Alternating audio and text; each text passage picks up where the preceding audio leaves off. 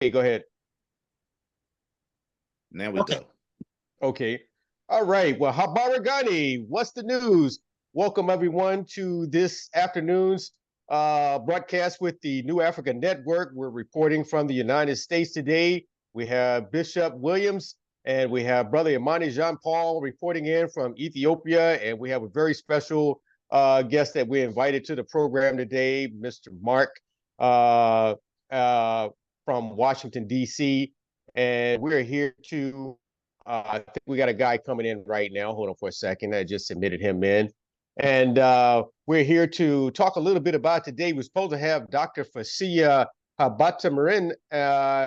Who was going to come on the program this morning to share a little information about his new book, The Black Dignity is Not a Handout. And this gentleman is an extraordinary author who has been sharing information about what's taking place there in Ethiopia and specifically to the East African alliance that has been taking place over the last few years. And if he happens to come on the program a little bit later, we'll just bring him in and discuss the topic. But right now, there's some extraordinary things that have been taking place all across the African continent and sharing the news with the alliance with His Honorable Ibrahim Traore and many of the West African nations that are beginning to break away from the ECOWAS alliance, and that's been a very big topic over the last few weeks. And most of those nations as well have been separating themselves from the African Union. We find that's extraordinary in these times because the African Union has been around since the early 1970s, and it was originally put together by the Honorable Haile Selassie and many of the African leaders who have come to the forefront for gaining their independence from the colonizers, and that's been a very big topic. But today, until we have Dr. Fasia come on, we're going to talk a little bit about the political atmosphere right here in the United States. As you know, this is the year of election, and we have both Kamala Harris and we have Donald Trump, who is going to be jockeying for the position to be the Babylonian leader here in the United States. And so we're going to have that as a part of our topic discussion today. Welcome, gentlemen. Hope everyone is having a great afternoon, a great morning, a great afternoon so far. It's afternoon in most places in Africa. But we welcome the African diaspora to the platform. For those of you who are just tuning in, we were supposed to have Dr. Fasia Habatamarin come on the program to discuss a little bit about his book, Black Dignity is Not a Handout. And this gentleman has written several books over the years, and hopefully we'll get him in on the program a little bit later this afternoon. So welcome. I'll allow each one of you to introduce yourselves and tell a little bit about who you are and what you represent, your organization or your business. And I'll yield the mic as of right now. Black Power. Chismo, can you please mute yourself? Chisomo, can you mute yourself, please? Until you're speaking. Sorry. Okay, good. All right, go ahead, guys. Okay, go ahead, Bishop. We'll start out with you first. Bless the Lord. Okay, Baruch atah Adonai Eloheinu melech haolam. We are the Hebrew Apostolic Society, and I am a director with New Africa Network. My focus is the humanitarian aspect and reaching out and making changes as far as globalization throughout the world to improve the conditions in the countries of Africa. Having a hard battle with that because we've run into some people who are, I guess you could call them gatekeepers. They aren't doing what they want to do, but they want to be bribed to do what they should be doing. Just saying.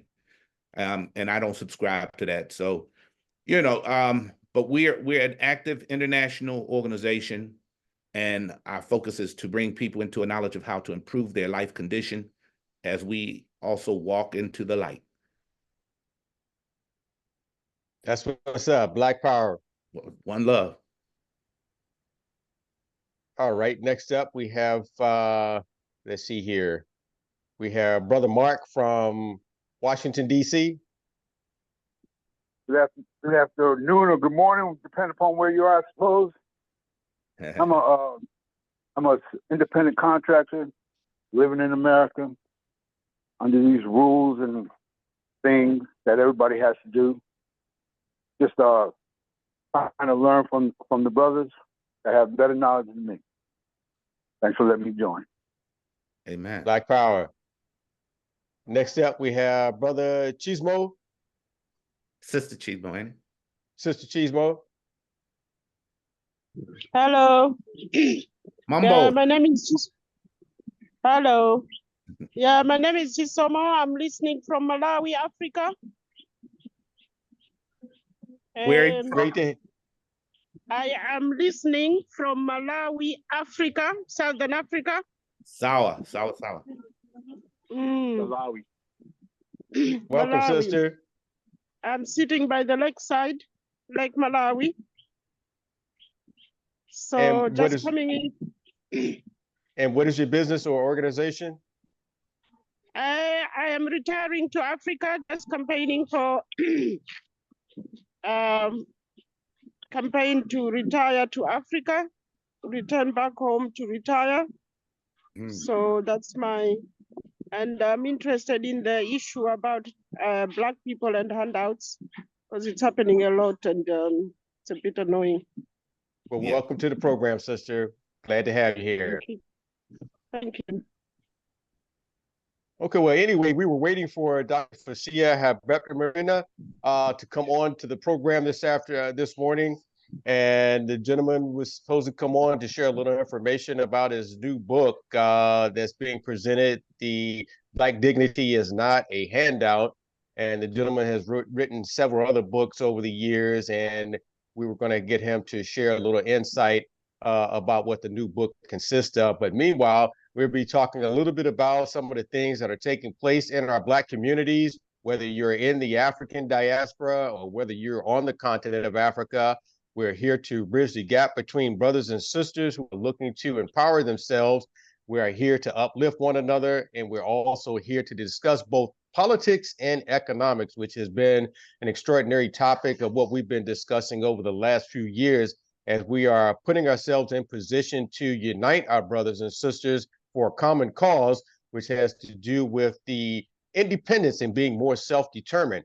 That is certainly at the top of our list of discussion today. So welcome to the platform.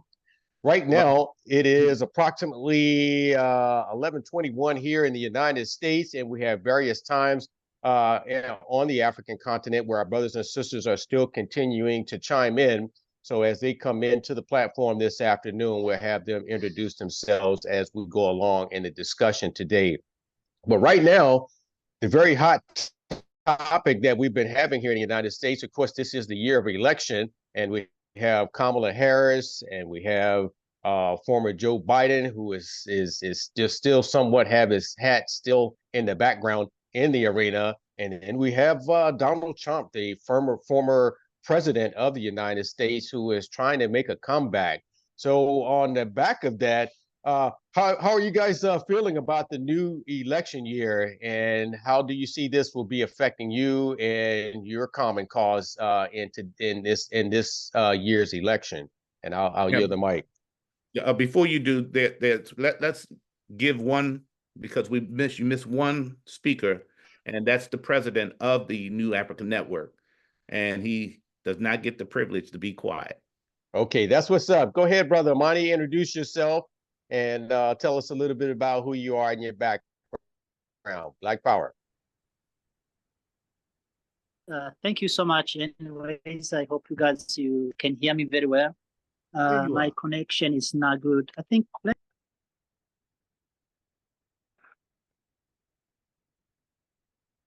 So I am glad you guys, you are online and you are with me. Can you hear me, guys? Yes, we can. Yeah, so I'm glad you guys, you came. Of course, you guys, you know me. My name is Imane. I'm talking to you from Ethiopia. Since it seems like we're not going to have our special guest, so it is better that we address some of the issues that Black people are facing globally and have been facing. I think we can possibly talk a little bit about U.S. election, because Black people in America, they do matter globally, is something that we all understand, especially based on the influence in terms of money. You guys, you know, you are the richest Black nation. No other nation comes behind you or before you. Yeah, Black people, you guys, your income is extremely higher than each country in Africa. So you are the richest family we have. But so there is a situation that going on with the election, which, as I was saying, that since there is no agenda only relating to Black people, even reparation, which a lot of people have been fighting for, is not being addressed in this coming election. So my opinion or my case was that why don't we hold our votes as Black people? Why is it so difficult for us to hold our votes? Why? Because this election is been, you know, Black people have no power in general. You guys, you are less than 14%. If you are the ones that are in the prisons, then you get something even different. But everyone look like Black people, they are the one who can make change in America when it comes to election. Which possibly, if you condense all your votes in one place, maybe you can make some shift. But the shift that is already almost a shift. So why don't you guys, as Black people, hold your votes? Because if you look, there have been some instigation. You know what is instigate? To make profit between white people from the Democrats Party. They are putting on front Black people to get last nerve the Republicans people or the Republican Party people, the members, especially Donald Trump. Donald Trump, you know, you guys, you may don't believe this, but white people, they do love him. That's why they will vote for him. They do love him. Not all of them, but a lot of them, they love him. And some Black people, few of them here and there, they do love him. Now, so all those prosecution, if you look careful, you found the system, they have put Black people to be in charge of prosecution of Donald Trump. They have they want those who Malcolm X, he called them the the one who eat Black people. I don't know how he called them. He called them hyena or something like that. So they take Black people and they put on front, and they show the other white people that Black people are the one who are opposing or who want to destroy your country. You know, the Black people are the ones who are doing all these bad things to your country. You know, and at the end of the day, you found out that there is so many animosity between white folks and Black people, and so that has been now it's even worse. As I always say, that Black people, you guys, you should have plan B. So, in my opinion, I think since Kamala Harris, who is Indian, but also sometimes they are Black when she wants to, and then sometimes she's Jamaican, sometimes, you know, but also sometimes she's Jewish or white Jewish because of her husband. That's why she don't have any problem to sign the check to send to Ukraine and Israel, but she never signed any check to send to Sudan or to send to Congo. So since she have no plan for Black people, she can talk about reparation, which is the best things, at least the best things that all Black people should ask is reparation. Since America has so much money to send to Ukraine and to send to Israel, to send to every country except to Black people. So since that is not in discussion in this election, and other things like policies or whatever it is, we can at least maybe, you know, people have different point of views on that. Now, since that is not in the discussion, and you know definitely that this people, they are gonna promote evil, because Kamala Harris, that's what she's gonna do. You know, even though we may not have one religion, but we do believe in righteousness. Everyone does believe in that, and decency at least. So since that is not questionable, she's gonna push homosexuality like Barack Hussein Obama did in Africa when he was in office, and also she's gonna push more fightings, more killings of Pakistans Palestinians. She's gonna push that as well. She's gonna push more war in Ukraine again. So since there is nothing good is gonna come from Kamala Harris, forget about Trump. We don't have to discuss about him because obviously there is nothing good. We already know. That's why no black people discuss about Trump, because Trump didn't promise he's gonna do anything for black people. He never promised anything. The Republican Party never promised anything. So since there is no discussion about us, black people, at all, so why don't black people in America hold their votes when it comes to president? You can vote for maybe senators, whoever the heck you want to vote for, but at the end of the day, even those two, when you vote them, they sign to support Israel. So it's at the end of the day, it's still the same. But at least we can vote as senators or member of parliament, however you call it, and then leave the presidential alone. Because if something goes bad, even God will not put fingers on you. You know, that's my opinion, though. So what do you guys think, you as American, who is going to vote? You know, Brother Imani raised several points in that whole statement that you just made opening up. And this is my opinion in regard to, you know, holding the votes, being separate. You know, back in the 80s, I had a vision that the United States would eventually become a divided country, Black America and white America. And then in becoming the independent Black America, we would have to establish ourselves within a system of our own. And that would spearhead, because I want you to understand, white folks have a tendency that if they don't have control over it, or if they don't own it, or if they can't sell it, then they kill it, which would bring us to a place of civil war and unrest, because they would want what we have if we divided our votes, and they would want what we have if we divided the country, and they would want what we are doing as far as our technology, because keep in mind, historically, it's been Black people who've been the foundation to many of the modern day, you know, discoveries and tools and appliances and services that we have, from radio to, you know, telephones to, I mean, we're just the leading race of people who they continue to try to hold and suppress academically.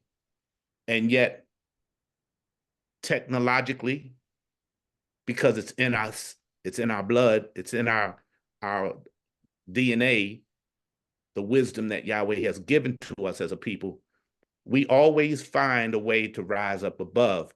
And they always find a way to exclude us from the table so that the conversation does not include Black people. So when I look at this current day system, the only thing that will yield us a result is us coming together as a people and putting our people in position so that when we vote on them, they'll act and do for the community that they come from. Unfortunately, we have some bourgeois, and as my brother say, some cracker jacks, you know, Black folks who give side with white people. Now, I don't understand why they do that, you know, as if they don't have confidence enough in their own race to be their own people, and that they need to have somebody lording over them and babysitting them. But if we don't vote, they're gonna have their way and put whoever they want in office anyway. Because what is it, the electoral vote and the college vote? Come on, what is all of that?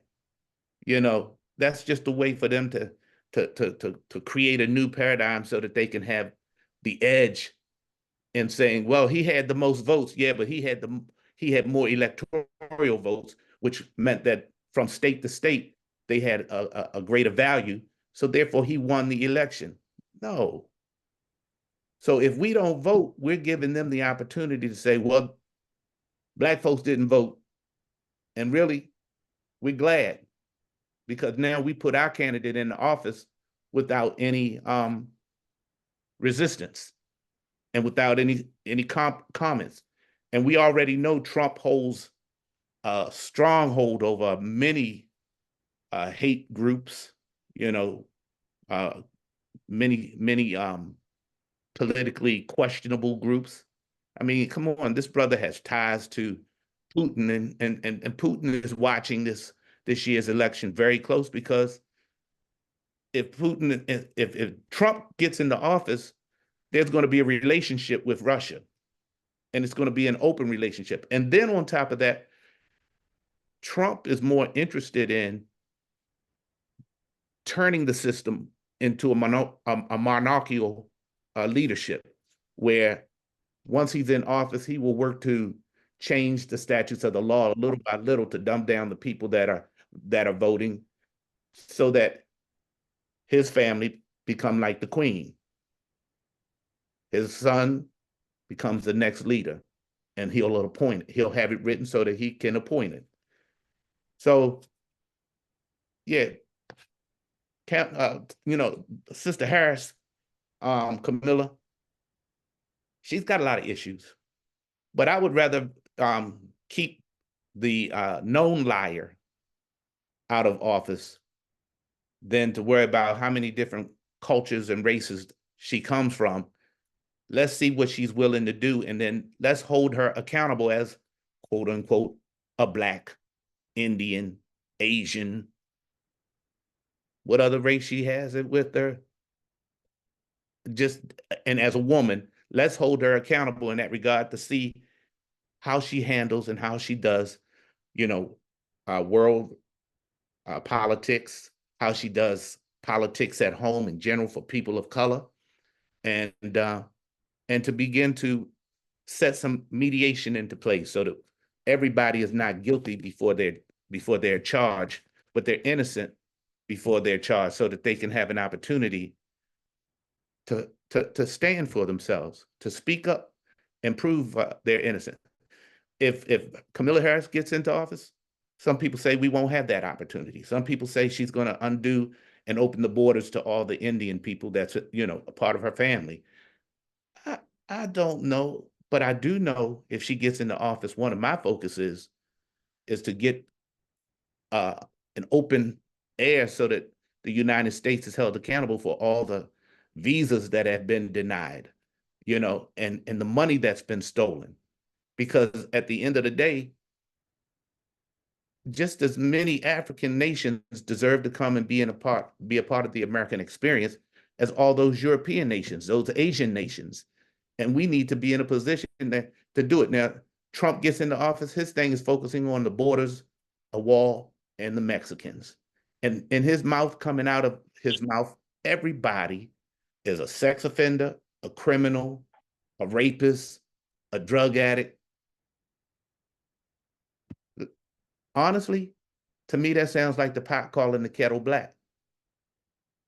That's just my opinion. Yeah, I feel you, brother, with that. And just looking from the outside in with the political agendas that most of these politicians have, you know, really it's been a horse and pony show.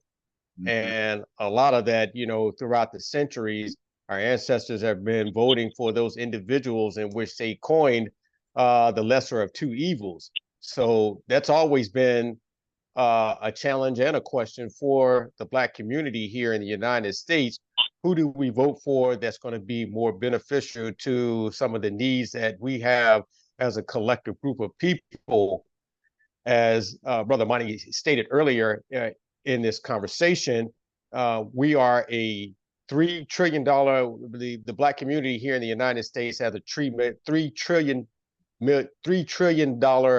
GDP here in the United States, which if we were a nation of people, we would rank, I believe, number 9 or 10 alongside Singapore, Malaysia, and Indonesia, which is some of the wealthiest nations in the world. But we're caught up in sort of like a pipe, a smoke screen, whereas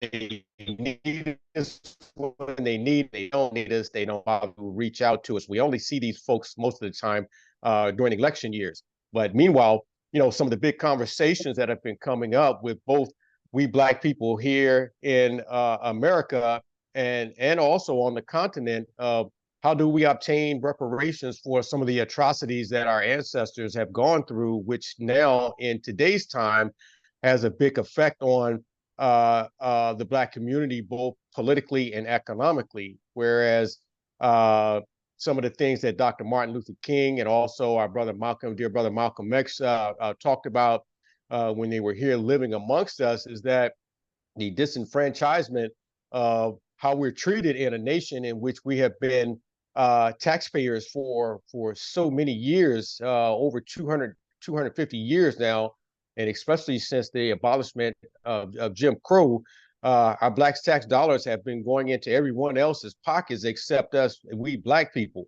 So when you talk about the amount of money that we turn and give right back to our oppressors, a lot of that is not making any sense. And as we are coined ourselves as the new breed leader African generation, putting pressure on these people to bring forth new policies, but also reparations have been a very big talk. How do we get some sort of repair for what we've been contributing to this nation? Those individuals who have committed their bodies to the United States for military service, and just looking at many of our soldiers came home after World War II and after Vietnam and was still treated unfairly and having to deal with some of the racism that has taken place and continues to take place in its subtle forms have definitely been a hindrance for us here. So now the new breed leader Generation X is at the table trying to pick up where many of our parents and our grandparents have left off for us. There were many things that they had asked the United States after Jim Crow, where they wanted equal rights and opportunity. But one of the major things that our ancestors, but our parents and our grandparents' generation did not ask for was the monetary aspects of what we need to lift ourselves up. What most of them say, lift yourselves up by the bootstraps. We have made great strides in achievement in academics and also in many of the business institutions in which we were incorporated in. But the main thing that we never did get down to was the money piece.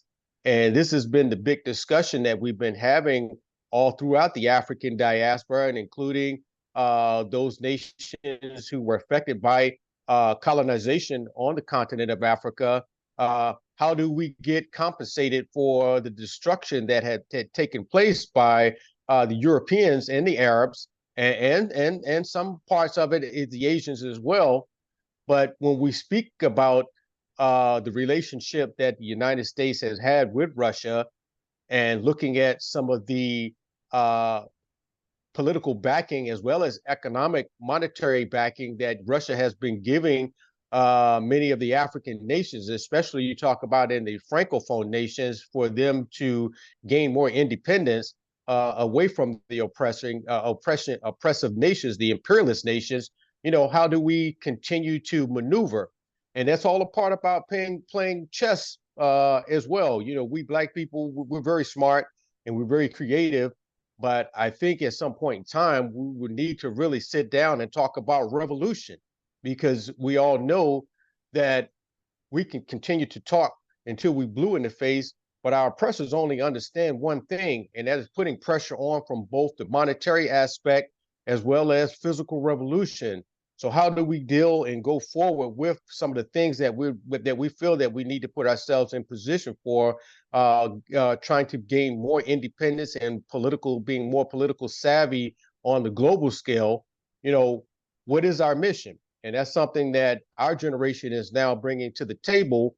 And so when we have people like Kamala Harris and as well as Donald Trump, you know, we've actually been engaged in the study of our history. So if we continue to keep going around in the circle that our ancestors have gone through with these people, then we actually are just doing a dog walk. They still have us on a leash, and we're the dog and they're walking it. And so how do we assert ourselves to where we can become more independent, but also knowing the responsibility of holding our politicians more accountable for the actions that they display to us. You know, a lot of them, they talk a good game before they get elected. They say that they're going to do this and they say that they're going to do that. And like I say, it's a pony show, horse and pony show that we're in, because a lot of them, they talk that good game, but just like Obama, when he got in the office, I believe he realized that it was only so much he was able to do as a person of color. And a lot of our black people, when you talk about the black bourgeoisie, they don't want to overstep their boundaries neither, because they feel comfortable in the positions that they hold here in Babylon. And, you know, how do you all feel that the new routes that we should take in order to achieve our goals and bringing forth policies? Now, I often say this: we're black taxpayers, and much of our black money that we have contributed to the United States, as well as our bodies in the military, we've defended these nations. That those are some of the nations that had our people enslaved at one point. The Jewish community, as well as the Palestinian community, the Arab nations, once held our people in very hard and strict position, and we're now in a rock and a hard place of trying to make decisions on behalf of our people. But how do we go forward with doing this? And I'll yield the mic. Thank you so Yes. much. Go ahead. Good afternoon. This is Mark speaking. I know I don't have a camera. A lot of stuff has been said here, man. There's a lot of stuff has been said. And I'm trying to keep it as simple as possible for me, right? Because living here in America, and I meet these so-called black Republicans that vote for Donald Trump, it causes me distress, right? I understand the independence. I understand the oneness of thought, right? That you can be an independent person and, you know, do what you want to do and all that kind of stuff. Excuse me. But there's moments in time that you have to put aside your personal things and do things for the greater good of everybody, right? So Kamala Harris, I hear that name being mentioned. You know, this is one of those times that we empower all our little black girls, right? a whole generation from now on, every little black girl that is born no longer has a door closed in her mind or is made to feel like she's less than. That's why you vote for Kamala Harris and don't, you know, do what you're, oh, I have the right to vote for whoever I want. Yeah, that's cool. You know, but there's times you have to be intelligent enough to know when history is with you, right? History is now. What we're doing today is history, right? Ibrahim Traoré in Niger, in Mali, the old Mansa Musa kingdom has reunited. Wow. This is happening in our lifetime. And we're going to be divisive at this time and argue about who's Republican, who's Democrat, who's African, who's American, who's more black or less black. Not even a nationality, it's a color. It's time for us to be as one. If we are as one, anytime in America at election time, you can tell who's going to win just by looking at who's standing in line. Because when so-called black people come out to vote, and you see those black people standing around the corner in line, you know who's going to win the election. We make the difference. When we vote, we win. But they've got us so confused into, man, that vote don't mean nothing. I vote. Hey, I'm just one man. Man, that's wasting my time. They wouldn't have killed your ancestors to stop them from voting. They wouldn't have made, I don't know, Oprah Winfrey made this speech last election when Obama, I think, was being elected, rerunning or whatever, by the old man who they sent to the wrong place. So he got up in the morning, put his Sunday best on because he was going to go vote. They sent him to the wrong place. Then they sent him to another place. And then they said they needed something else. And by the time he got there to vote, he couldn't because the polls were already closed. And she said, so every time she goes to vote, whether or not she wants to vote, she votes for the people that couldn't vote. All the black folks, so-called black folks, they stopped from voting. That's who you vote.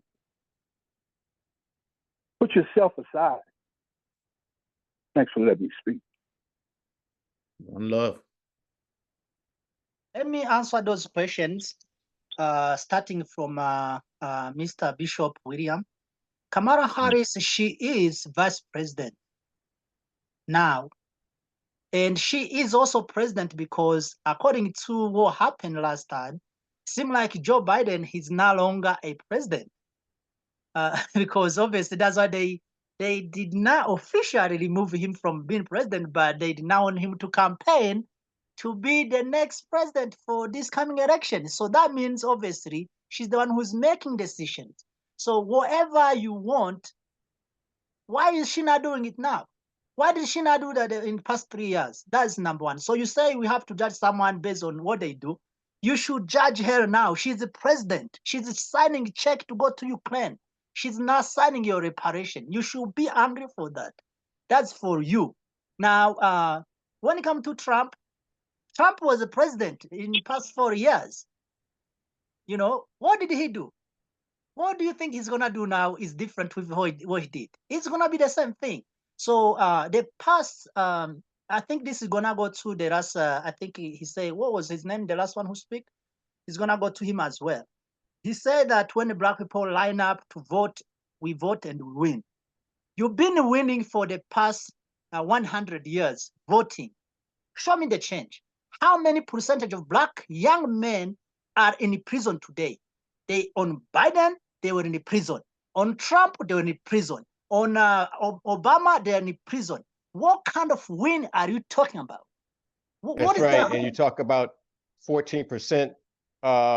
Black America represent 14% of the population, but then we have 80% of our young black men and women make up the prison population. So certainly there's something that's not adding up for sure.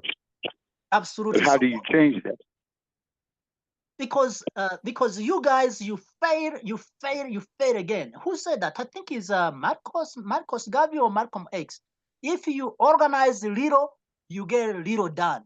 If you organize none, you get none done. If you organize more, you get more done. You guys, you are not organized. Even now, you are talking about black people voting for Republicans, black people voting for Democrats. That should not be a question. Now it should be a question that who we all black people vote for and why we vote for that individual. That's it. Other things, because trust me on this, if any of those will come and say, at least I will give you reparation, because our ancestors been fighting to get reparation. You say our ancestors died to vote. They did not die to vote. They died to be received. Something come from the election, not to just vote. No, something comes from that. And we haven't get anything from that. Barack Obama, he's the one who destroyed Libya and dismantled whole Sahel countries. You talk about it, they are uniting. The reason why there's insecurity is because of Barack Obama. He established military bases in every country in Africa that are destroying Africa. So did we vote? Did we win? You guys, you went to vote. You went on a voting box. You think you won? Barack Obama, he didn't do nothing except destroy Somalian children and bombing them. Did you guys win? And then after that, he come back and he sent all the money he have to send for to promote homosexuality in Africa. So I'm not saying I'm not pro the Democrats or Republicans. Me, I'm pro black people. Show me something you're gonna vote. The reason why you're gonna vote for Kamala Harris. Show me something. The reason why you're gonna vote for Trump. It doesn't matter what it is. Show me one single thing he's gonna do for African people. I mean, African descendants in America. Show me nothing. You guys, you are the richest country. You are the most of disorganized, most of rich people who don't employ your own people. In Africa here, we are suffering because of the sanctions and the financial implications that is imposed on our countries. And you guys, you have money. You, the richest people, black people. The millionaires and billionaires that you have there. But you guys, you are helping nothing. And you want to vote again, bringing people who are gonna destroy more Africa. Because either way, they're gonna destroy that. So at least if you should stand and say, hey, okay, just one thing. Okay, you guys, you're gonna support the Sahel countries. Who is the president gonna support them? Okay, at least we can vote for this one individual. Or you're gonna give us a reparation or not? We can vote for you. Or something, just one thing, at least one thing, you know. Or you're gonna give us an independence country in America, because black people, we need a independent state, as Malcolm X said. So for the last one who spoke, and Brother Bishop, I advise you guys, I told you, either way, if you vote, these people, nothing's gonna happen. It hasn't, nothing happened in the past, and for sure nothing's gonna happen now. So even if you don't go to vote, whatever they have decided to do, they're gonna still do that. So I don't see any reason why you will waste your time and make people hate you to go to vote for people who are gonna make no change whatsoever in your life. There's nothing they're gonna do for black people only, nothing. But they're gonna do everything for everyone. You talk about immigrants. You know, these people, they are bringing immigrants in there on purpose to just trying to change whatever the plan they have. I don't know, because they even always have so many plans. But either they bring immigrants, they don't. The issue of America, first of all, is economic problem. Is the credit or the debit you guys you own is the biggest problem, and none of those people is being able to address the question of the credit or the debit that America owns. Nobody is addressing that, and that is the only problem. If you love America or you don't love America, that's the only problem is gonna make America fall. And none of those is addressing that. In fact, Kamala Harris, I think she's gonna be maybe adding more, because her administration is been sending money to Ukraine every single day. They send big check, but they can't even sign like half of what they are signing to our fellow black people who build America today. That's insanity, to sit and vote for someone who cannot address that question. And it does not mean she don't know. Do you think black people have not addressed the tell her, hey, Kamala Harris, what is your question about the reparation? You think she haven't heard about this? She knows. She knows. Definitely she does. Even Trump, he knows. But they will not talk this about on microphone. They don't address this because they don't count you to merit to have reparation. They don't see that, because we are disorganized. We are. Cadence owns, she's pushing people to go to vote for Republicans. And what is this? Many people, those celebrities, they are pushing to go to vote for Kamala Harris. They say it's a female. They say this and this. You guys, you're wasting your time, because this part, they don't think you can hold your votes and say, from all today, we all not going to vote any of you. And when you give us one single thing, even if it's small, just say, hey, we need one road, or we need something for black people only. They're not gonna do that. No policies. Our people are in prison today. You know, the Bible says, I was in prison and you never come to visit me. You guys, you don't even go to visit your own people. This is insanity. At least you should vote and say, hey, at least take our 80% of our people in prison. At least maybe left there 20%. And then we can vote for you. At least something, the policy, something, you know. So anyhow, you guys, you have your opinion, but that's how I see my way. I think that black people, we need to talk, to speak one voice at least, and vote for someone who is gonna give us something tangible. Amen. Well, first, let me clear up a few things, Imani. Kamala Harris is not president, and Biden is still in the office of presidency, running the position, so she can't make certain policy decisions as people would try to convince the mainstream to believe. So she's in the campaign mode to become president, but she is not the president. And so even with Trump trying to trick her up, talking about, you're in this position, why can't you make these changes and such, he knows that she's not in that position to make the change. He's playing on the ignorance of all of America who really don't understand the political process for voting and how voting, how the process of voting transpires or transitions a person from one position or cabinet into the next position. So when she gets in office, we'll see what she can do. Second, oh, go ahead. I'm sorry. Okay. Second, again, when we talk about the issues that we as a people have, I agree. There are some major issues that are facing us, especially issues of unity. And I think that once we as a people come together and unify, what will it take for us to unify? That's something that we've been discussing and looking at for quite some time, because you got a lot of people who have been affected by the Willie Lynch letters, and they try to play it off and say, that was not a marker in history. There was no Willie Lynch letters, but there were.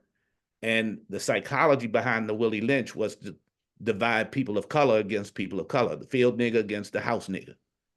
And so the house nigger got more favor than the field nigger, so they had the house niggers spying and telling on the field niggers, and then they had field niggers who were getting special privileges just to keep people in their own community under subjection. We got to come out of that psychological mindset that we've been conditioned, we've been poisoned, and every time we begin to wake up, they stir up and strike a conflict that brings us to the place of confusion. And as once was said, like in the death of Freddie Gray and George Floyd, don't tear your neighborhood up.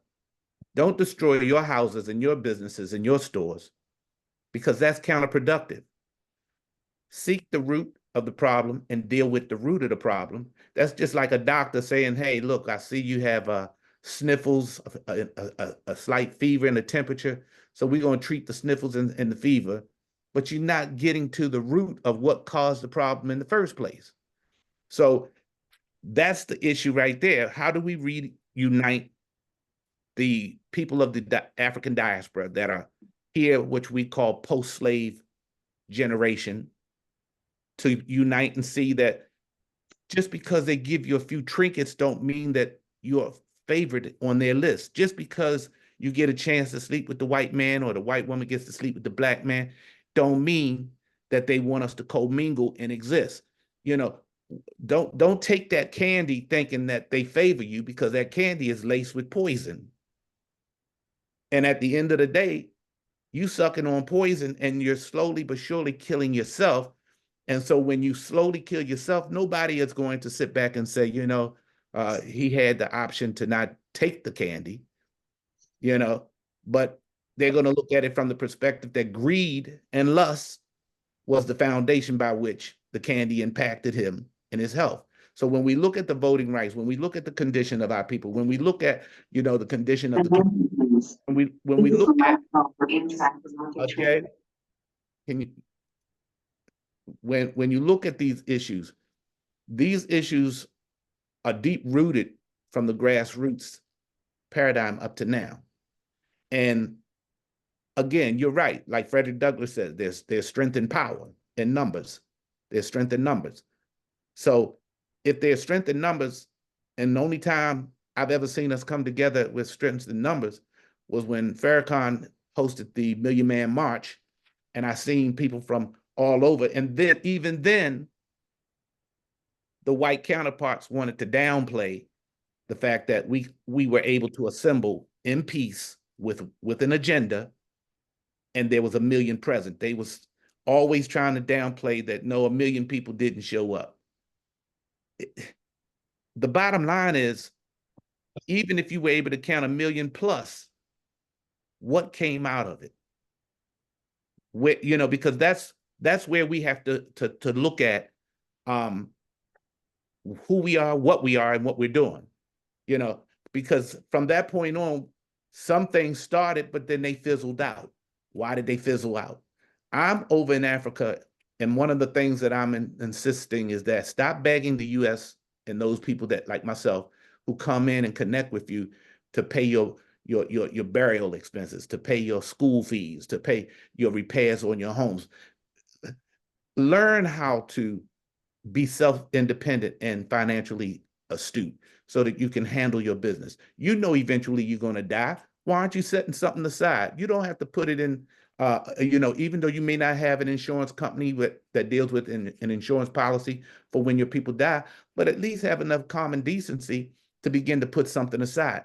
These are things that are just common sense issues that as a Black community, we need to begin to address and look at and say, hey, look, if we start looking at the realistic aspect of what's going on, you know, we can stop being beggars and start being the people that we were called to be, which is the lender, which is the head, you know, knowing that everything that we have desire is right there if we just take the initiative.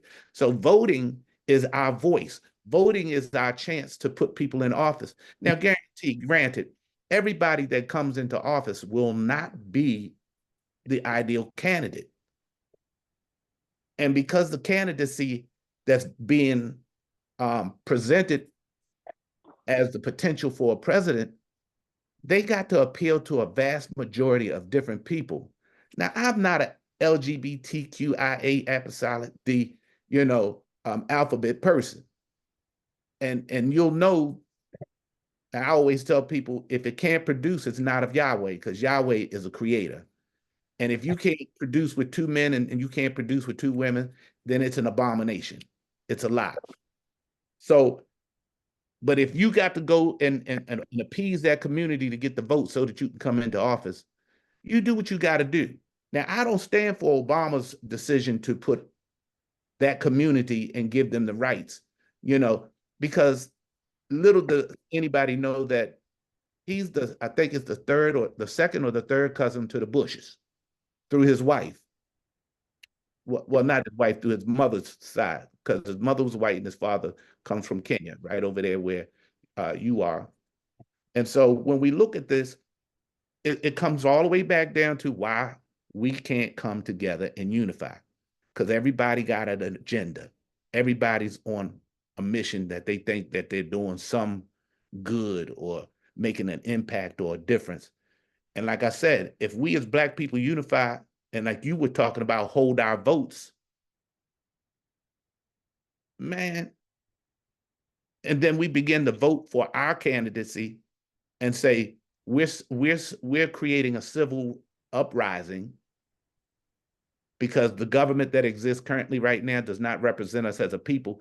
And according to the Constitution of the United States, the amendments and the preambles, everything is supposed to be for the people, by the people, of the people, and we're not being considered a people.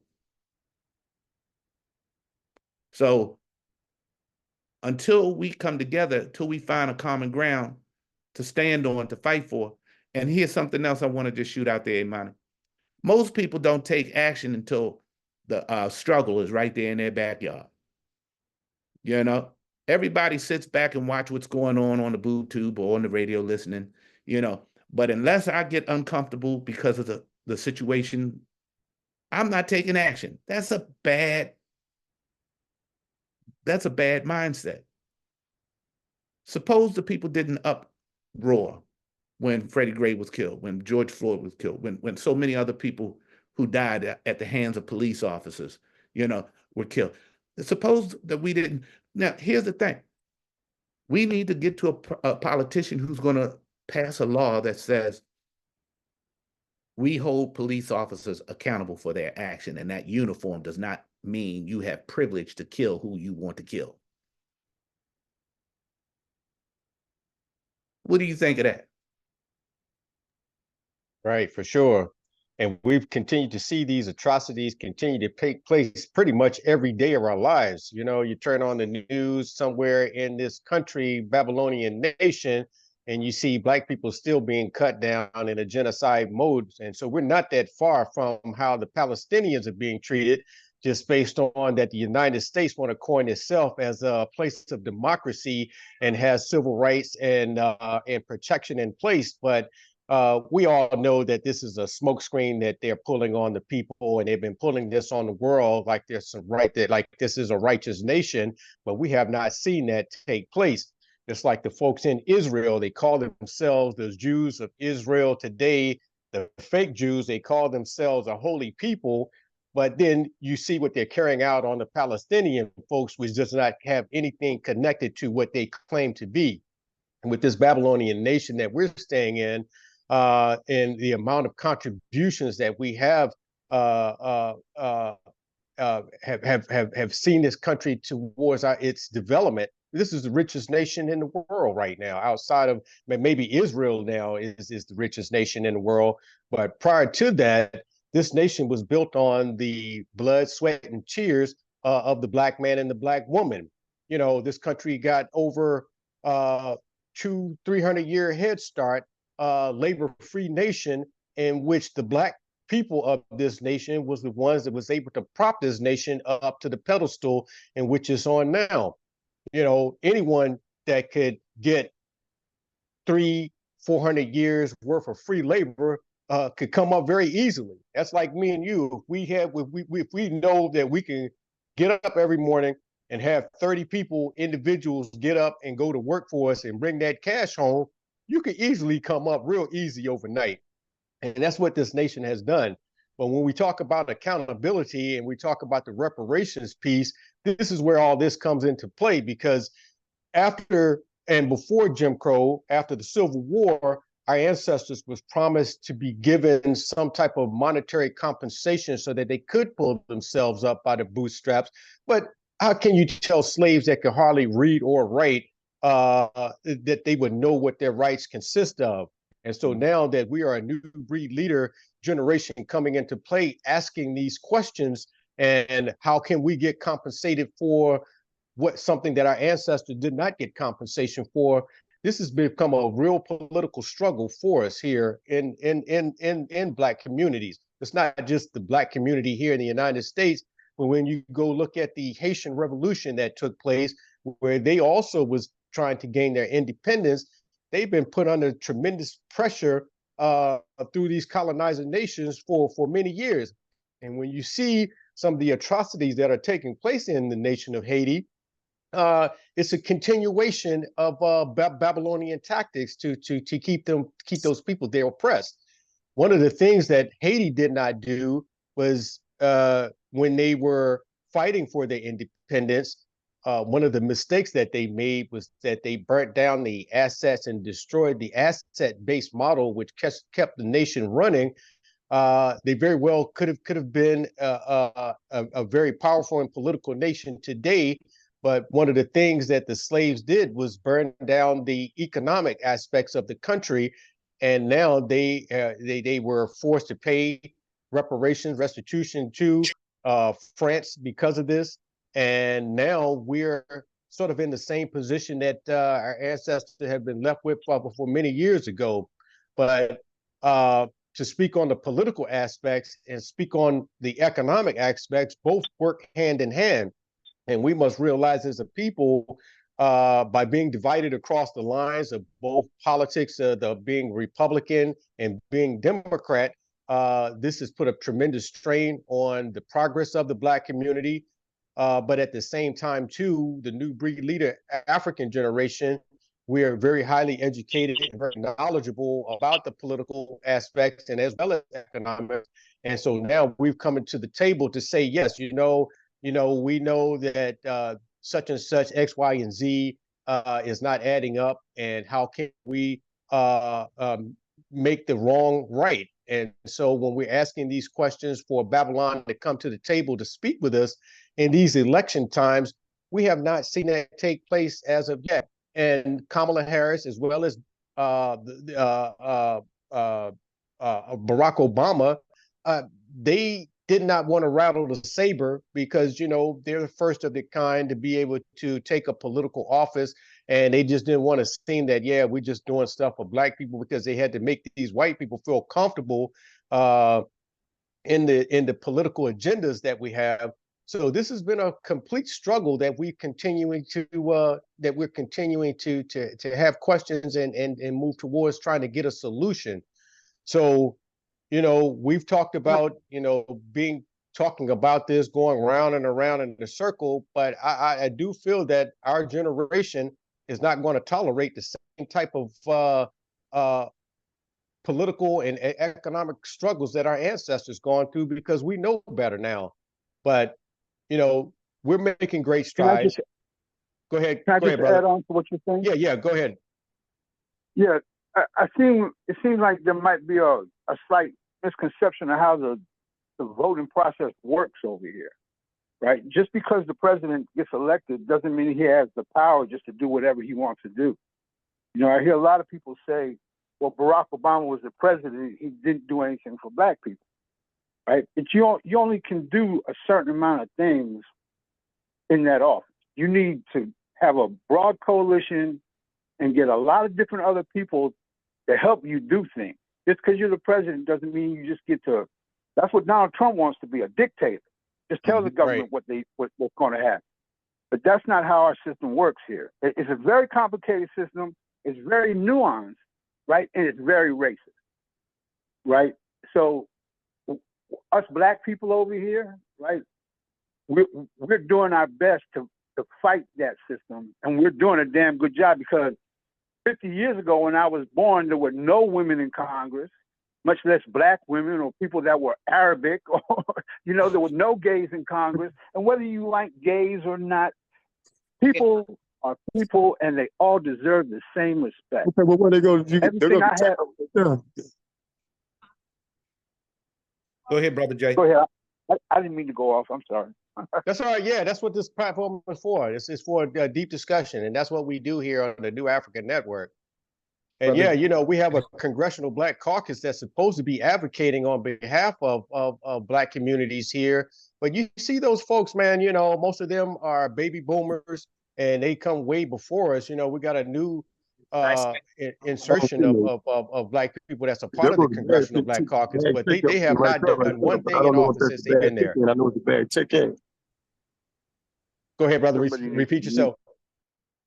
Brother Jay, are you speaking in this group, or are you speaking outside? If you're speaking outside, could you please unmute your mic?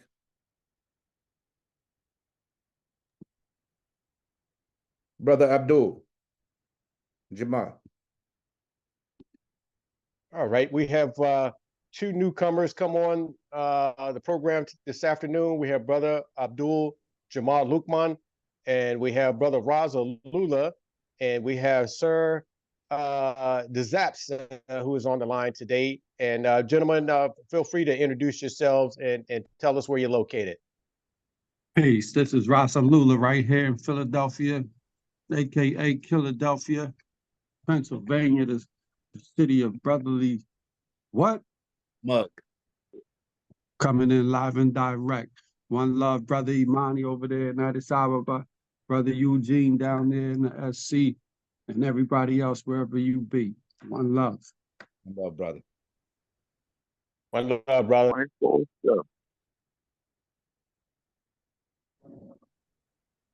Brother Lukman. Hey.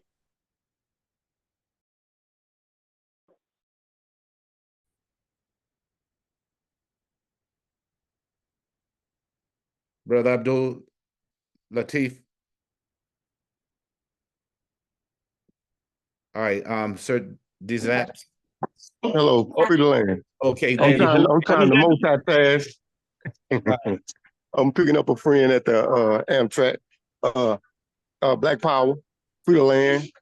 I just had listened to the last 2 or 3 speakers, and I appreciate the commentary dealing with the elections and what's going on in America. And particularly, I want to key in on some of the things that the brother touched on. I need to get to an area where this speaker ain't going. Can y'all hear me? Yes, we hear you good. Okay. The brother said that Kamala is not in the office right now and that everything is on Biden.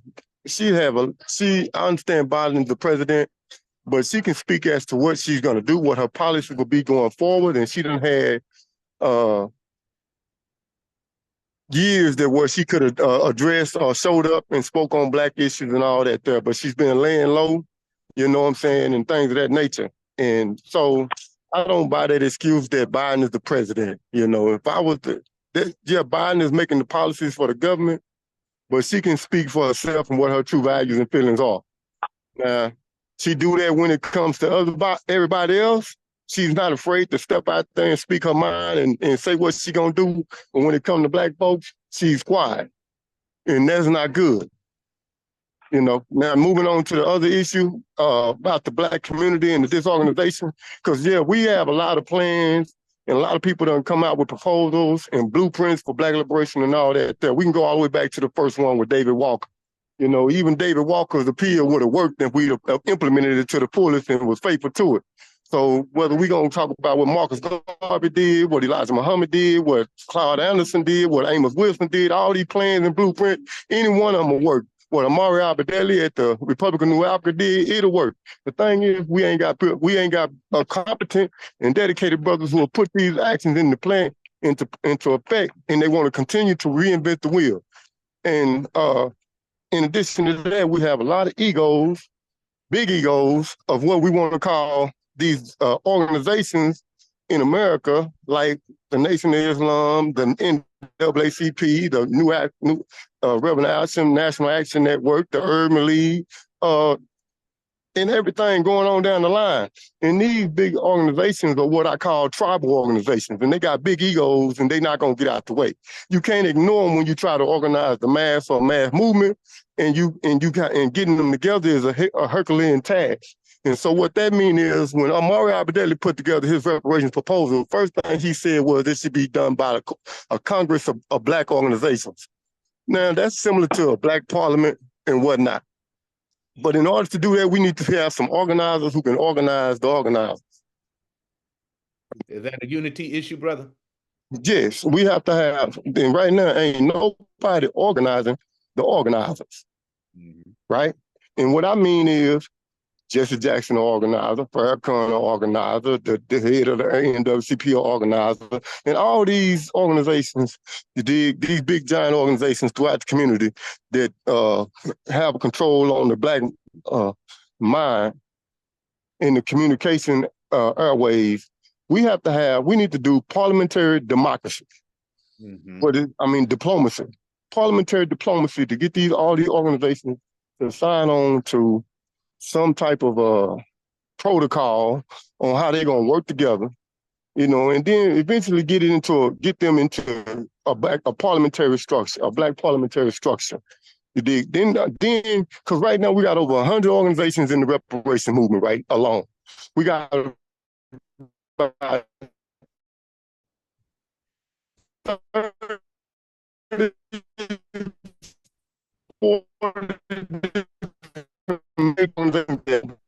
every goddamn organization with organizations or collectives talking about establishing a black nation for black people in America. And this is just the community and the struggle and all that is just fragmented, and it's a crying shame. So what that means is we have to organize the organizers. And until we get a group of people to come in and focus particularly on, I got the Malcolm X grassroots movement, grass mobilization.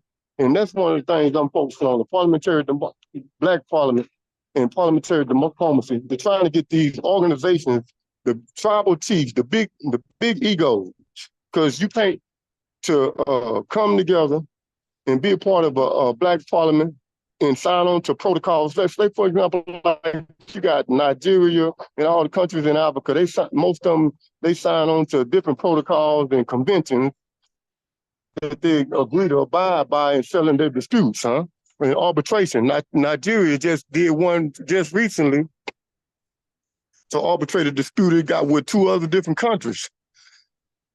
So this is the type of protocols to do when we go this way. Oh, we hanging up, brother. The network. You might want to turn back and go back to the network where you were before you got here, because we're not able And to. work together. And we're not talking about just getting the nationalists together, which is the nationalist movement is divided and fragmented, but we talking about unifying the nationalist movement, unifying the different formations within the nationalist movement, and then unifying all of Black America together. So when we're dealing with the enemy, the integrationists and the nationalists are working together who want a Black nation and for Black equality for those who want to remain within the United States system. We still have to work together. And once we work together, then we can do what we did when we freed South Africa up together and demanded that the United States change our foreign policy to South Africa. That's And right. if we don't do that, the United States foreign policy ain't gonna never change. Can't nobody change United States policy from the outside. It has to change from the inside. So And let me give you one more. Let me close on this. I'm gonna land the plane on this one note. Cuba been having an embargo for 80-some years, right? United Nations, everybody except 2 nations been voting against that embargo.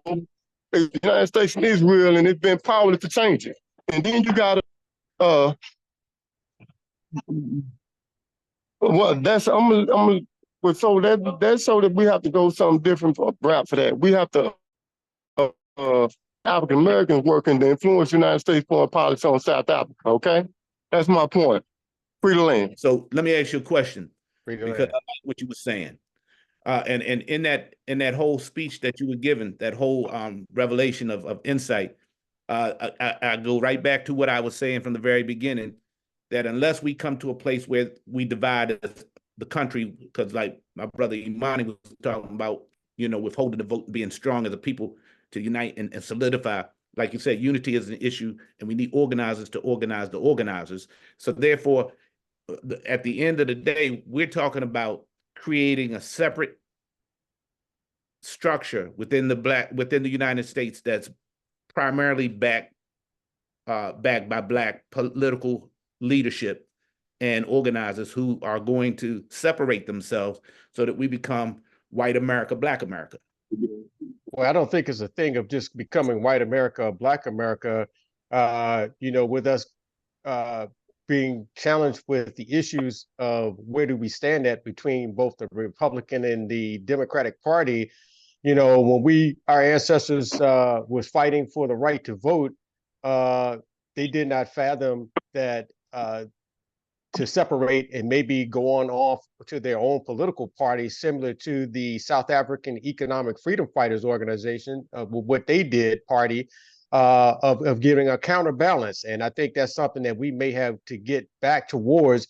And Malcolm X in 1964, along with some other brothers and sisters, had created a separate political organization known as the Provisional Government of the Republic of New Africa Republic. And so this is something that many of us didn't grow up being educated about. What are our alternatives? And I think this is something we may have to bring to shed more light on in the very near future. We're going to see how this political situation play out this year. But, like I said, we're a new breed leader African generation. We're not going to continue to go in circles like our ancestors, because we know that we're not getting anywhere. It's like the dog chasing his tail. And so in order for us to level up, there may well be Black people may have to separate themselves in order to get some type of political position.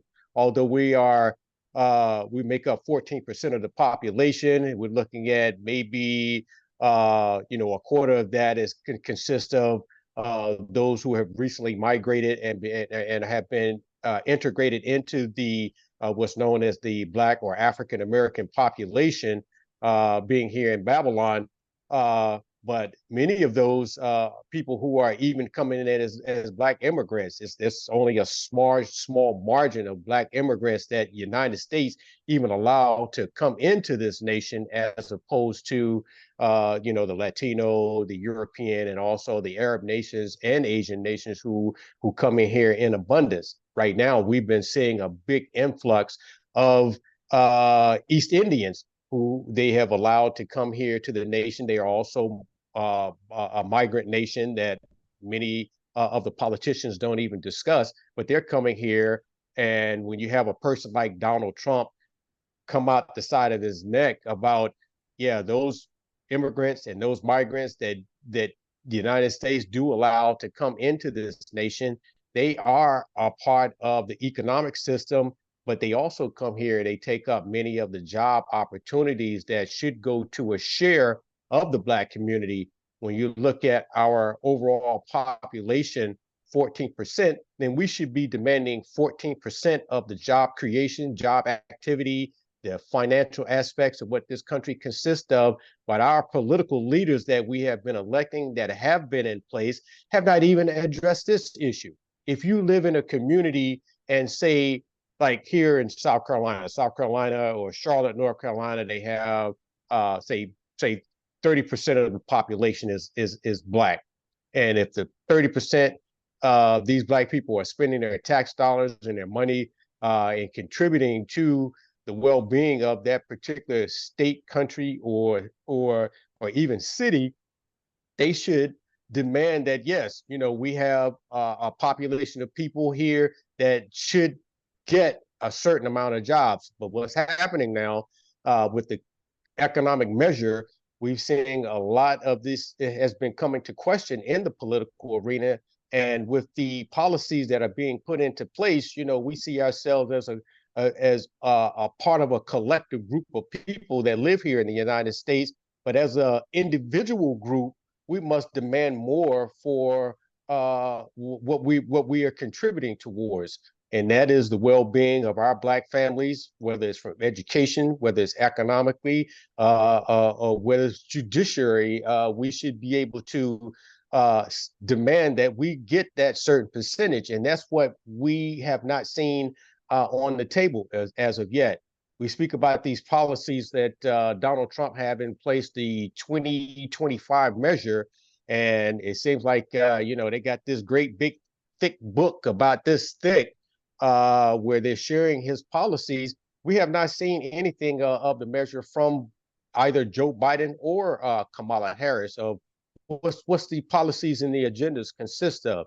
And so as we were Black people making demands for our certain percentage, we should hold those folks accountable. But I want to ask the question, the South African freedom fighters, which is the economic freedom fighters, they saw very well from the get-go that they were not in a nation which is integrated. They see that the policies that was putting forth by the ANC, and I think they got a new sort of a mixed group of people, the DNA, and then you have the economic freedom fighters. Over the last 10 years since Julius Malema, the chief and commander for that party, has been advocating more and more that the people of the indigenous folks of South Africa should be receiving more policy and economically, and they are in the same struggle that we are. How do you see ourselves moving forward with maybe presenting an independent political party that would be more beneficial to us as a collective group instead of keeping ourselves integrated? And we have competition in this nation now. At one point, it was just Black and white people. Now we have Black, white, Asian, folks from all over the world that's here to collect a piece of the pie. And do you see it may be a beneficial aspect for us to maybe look at breaking off and starting our own, having the political party that may be already in place, like the PGRNA, or perhaps developing a political party that would be more conducive to what we need as a collective group of people? How do you all feel about that? Well, first and foremost, my brother, I touch and agree. But here's the thing with from South Africa to the United States, from the Border Patrol, we got people coming in and taking advantage of our benefits, the care, Medicaid and financial assistance and stuff, who have not paid into the system. And that's taking away from our community as Black people who have paved the way, paid into the system, and are being denied the opportunity to receive the benefits of those systems when they fall into situations or when they reach a certain age. And so to me, that is a disgrace. The same issue with South Africa, where we got the intermingling and people that are there are treated less than, the quality of the people that they are being African, but the whites, they're getting all of this high praise. It's to me like going to the Wizard of Oz, where everything is appearing to be one way, but deep down behind the scrim and the scene of things, there's some wickedness going on. We got a wicked witch of the east and a wicked witch of the west, and all of them are family, and they got us believing we're pitted against one to the other. South Africans who are Africans should not be struggling and suffering at the hands of white Europeans who've come in and colonized through this a situation of apartheid. So here we have the same balance. What's happening in South Africa, it's happening right here in America. And yet, how many Black Americans have made it an issue where we put it on the ballot? Or how many Black Americans here have made their voices heard so that when we come into a politician's office, we can sit back and scream, how can you give those people our benefits, our rights, when they haven't paid into the system? And like, there was a video I was watching the other day, and I think it was the one where the school that in Chicago, where they closed the school in the community. So now the Black children who are in that community got to travel I think it's an extra 5 miles or so much more to get to the school that they are districting those children to go to. And that reminds me of the busing issue back in the early 70s, when they started trying to bus us. It's almost like the red line, trying to put us in the different communities, group us so that they could bypass the Black communities in the voting issue.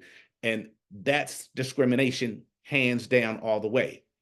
So until we come to the place where we begin to address these hard issues, and I want to touch bases on what my brother, Dr. Abdul said, that, changing the system, the fact that the system, the parliamentary aspect, that means that we have to be in a position to, first and foremost, know Robert's Rule of Order, because that is the basis of parliamentary organization, and it's used globally and throughout all governments. But most people don't even know what Robert Rules of Order is. And when I came through university, the colleges, and people were starting up in business and stuff like that, nonprofit organizations, they didn't even know. I had to explain to them what Robert Rules of Order was and why it was important and how it helps to move the meeting forward so that there is no conflict or discretion. Everybody learns to yield. Everybody understands how to ratify a particular vote or to have it introduced into the minutes so that it becomes ratified. Then they say, well, this is now a legal process or something we accepted because we voted on it, and it can be enforced. We have to get to that place where we're ready to write our own system, write our own statutes, write our own principles, that's for our community, and come together. This is how I think Dr. Abdul, I can't recall, forgive me, doctor, I would just call him Jay, and he's not, I don't know if he's still with us, but this is how we have the organizers organizing the organizers, because now we got something that we can sit down at the table and say, if we're going to be a voice, we got to come to the table with something that's united and solid. And I always tell people, don't ask for reparation, because according to the definition of reparation, it's when a people recognize that they've done wrong and now they're making amends. That's the whole issue of reparation. So if I can't get you to recognize the error of your way, I'm not going to be receiving anything. It's not until I can hold you accountable. And so I tell people all the time, use the laws they use against us, against them, and bring them into subjection to make them accountable. And transparency is another issue because people try to hide behind the veil. No more hiding. We're going to show your face publicly so that everybody know who is behind the crookedness that's running the country, that's influencing the mainstream voters and making the decisions, you know, because for all I know, we all go out to vote, but they already got their candidate picked and it looks good. And then all the thing, and they're controlling the numbers as they go up on the board. I'm just saying. For sure. And the difference between, Good point. go ahead, brother. Good point, brother. I just want to say, I'm sorry, go ahead. That's okay. Go ahead, Yip. I'll take the mic. I'll take the mic. Thank you, Mr. 704. Okay. Yeah. All right. Give thanks. Throughout this whole discussion, I've been hearing the issue of rights. You know, people traveling from other parts of the world, taking advantage, benefiting from the rights that the people who are here have fought for and have created over here. And I'm not taking away from our history over here as a people and what we have done and accomplished and fought for, but I'm going to put an issue on the table that will, as Imani would say, play the devil's advocate. And the question is this: where does the question of human rights come in? Okay, because we talk a lot about civil rights over here, and civil rights have been granted, you know, but human rights is an inalienable thing given to us all because we are connected to the Creator. And so the question is, when we talk about organizing, I would say, what do we, as a people, as a race, I'm not talking about the Black race, I'm talking about as beings on this earth, occupiers of this planet, what do we all have in common, right? We all need food, we all need clothing, we all need shelter. When we look at the formation, how the Europeans came over here, they was fleeing persecution in their lands, and they came over here and established rights to fight for their right to live, for religion, and so forth. They was looking for human rights, right? So every immigrant that comes over here, I'm talking about immigrants now, right? Because that's what I've been hearing a lot of this throughout the whole conversation this morning and this afternoon. They are fleeing their lands, wherever it may be, for whatever reason, in search of basic human rights, right? So when do we start to look at this movement more holistically, more on a universal point of view, as of, you know, the point of views for the Black man in America point of view? As I say, I'm not taking away from that, but I'm now broadening the picture, right? Because, you know, that's what Malcolm X, when he came back from Africa and from overseas, that's what he was on, right? He was on a more human rights level. He grew up in the civil rights era. So, and he was a champion of civil rights over here for the Black Americans. But now when he started to travel and realize, man, we all going through the same thing. We all need the same thing, okay? So that's one question. When do we stop limiting ourselves? I think it's a limitation now that I think about it, now that I'm talking about it. It's a limitation that we put on ourselves and then move to a broaden the scope, broaden the point of view, broaden the horizon, see the whole forest through the trees type thing, and deal with the human rights level. That's one thing. And another thing, and then I'll yield the floor to Mr. 704. Another thing,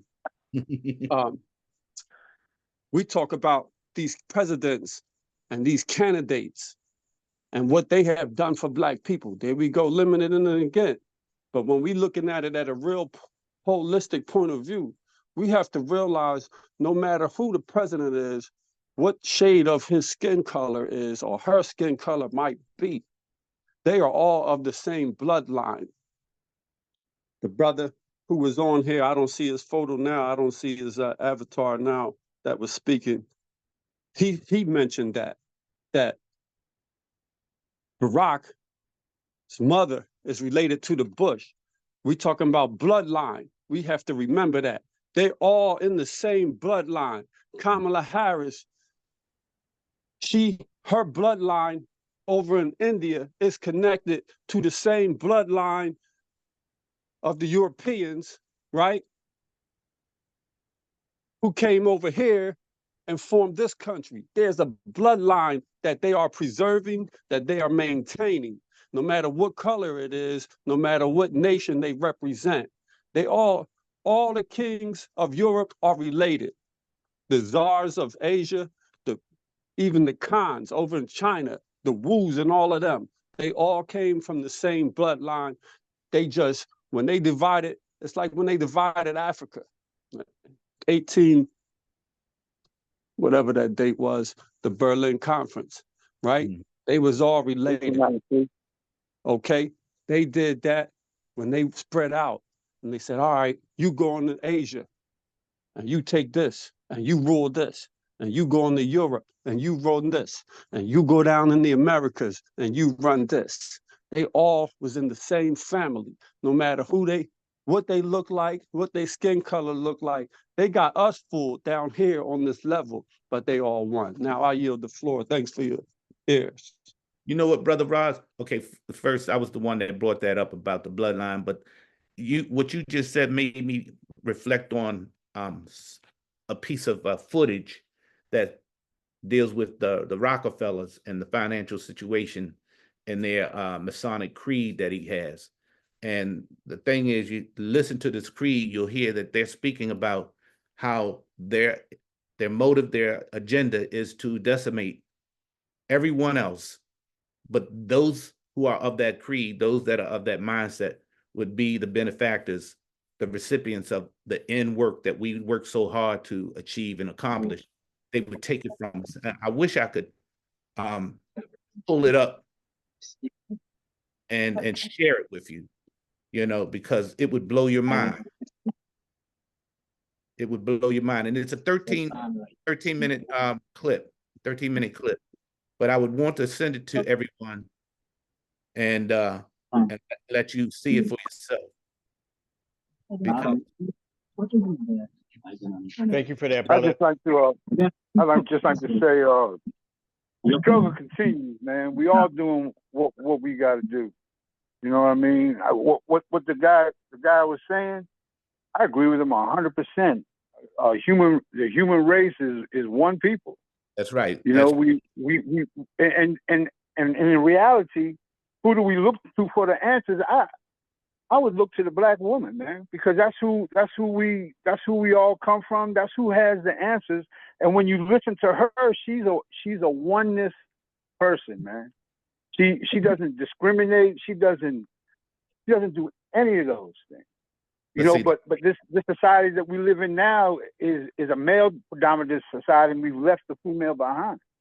And that's another reason why Kamala Harris being president is going to enlift and empower our women, man. That's what they need. And that's the last I'm gonna say on that.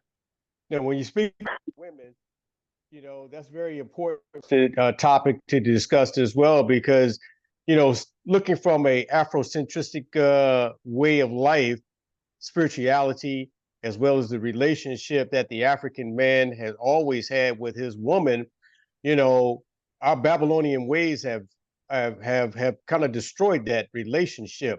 Whereas a white man, he may have not had a good relationship with his woman in over the centuries, but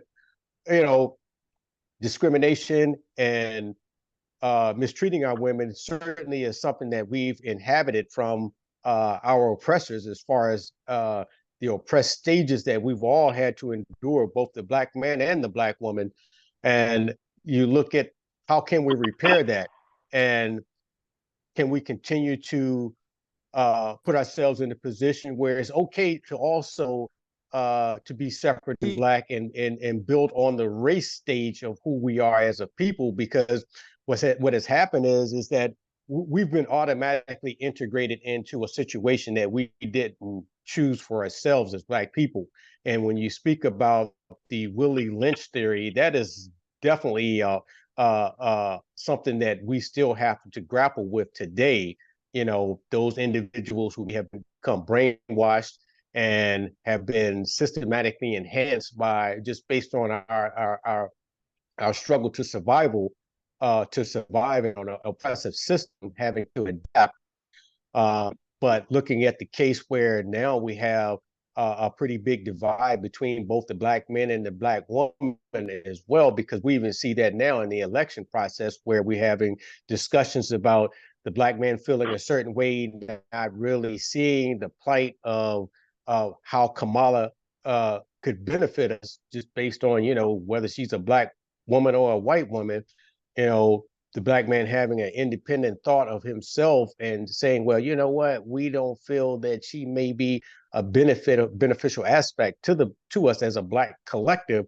But then the Black women say, well, you just need to elect her because she's a Black woman, and we need someone, you know, wanting to see herself in a position of power like that, which I have no problem with, because I feel like whoever is qualified to do the best job should do it.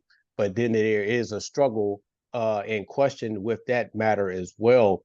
You know, how do you all see that as being a part of the struggle where we're trying to gain more independence, but also getting policies in place that would be more beneficial aspect to us as a collective group of people, a collective race of people in this nation? How would you kind of, any questions or rebuttal towards that?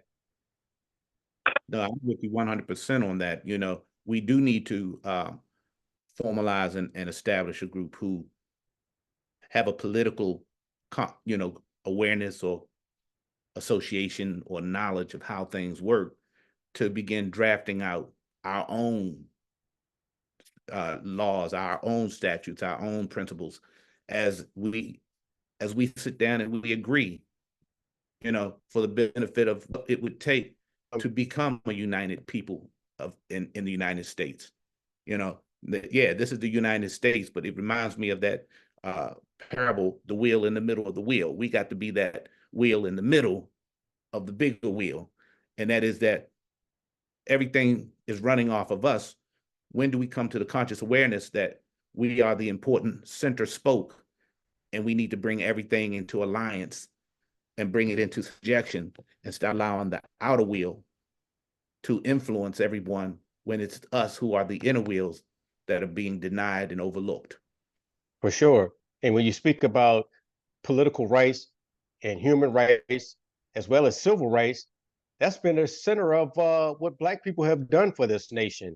We, you know, the former slaves of this nation are the people who helped structure and put those policies into place where everyone is privy to it now. You know, those who are coming in, because prior to the 1960s, we weren't letting any nations enter this country freely on a visa status.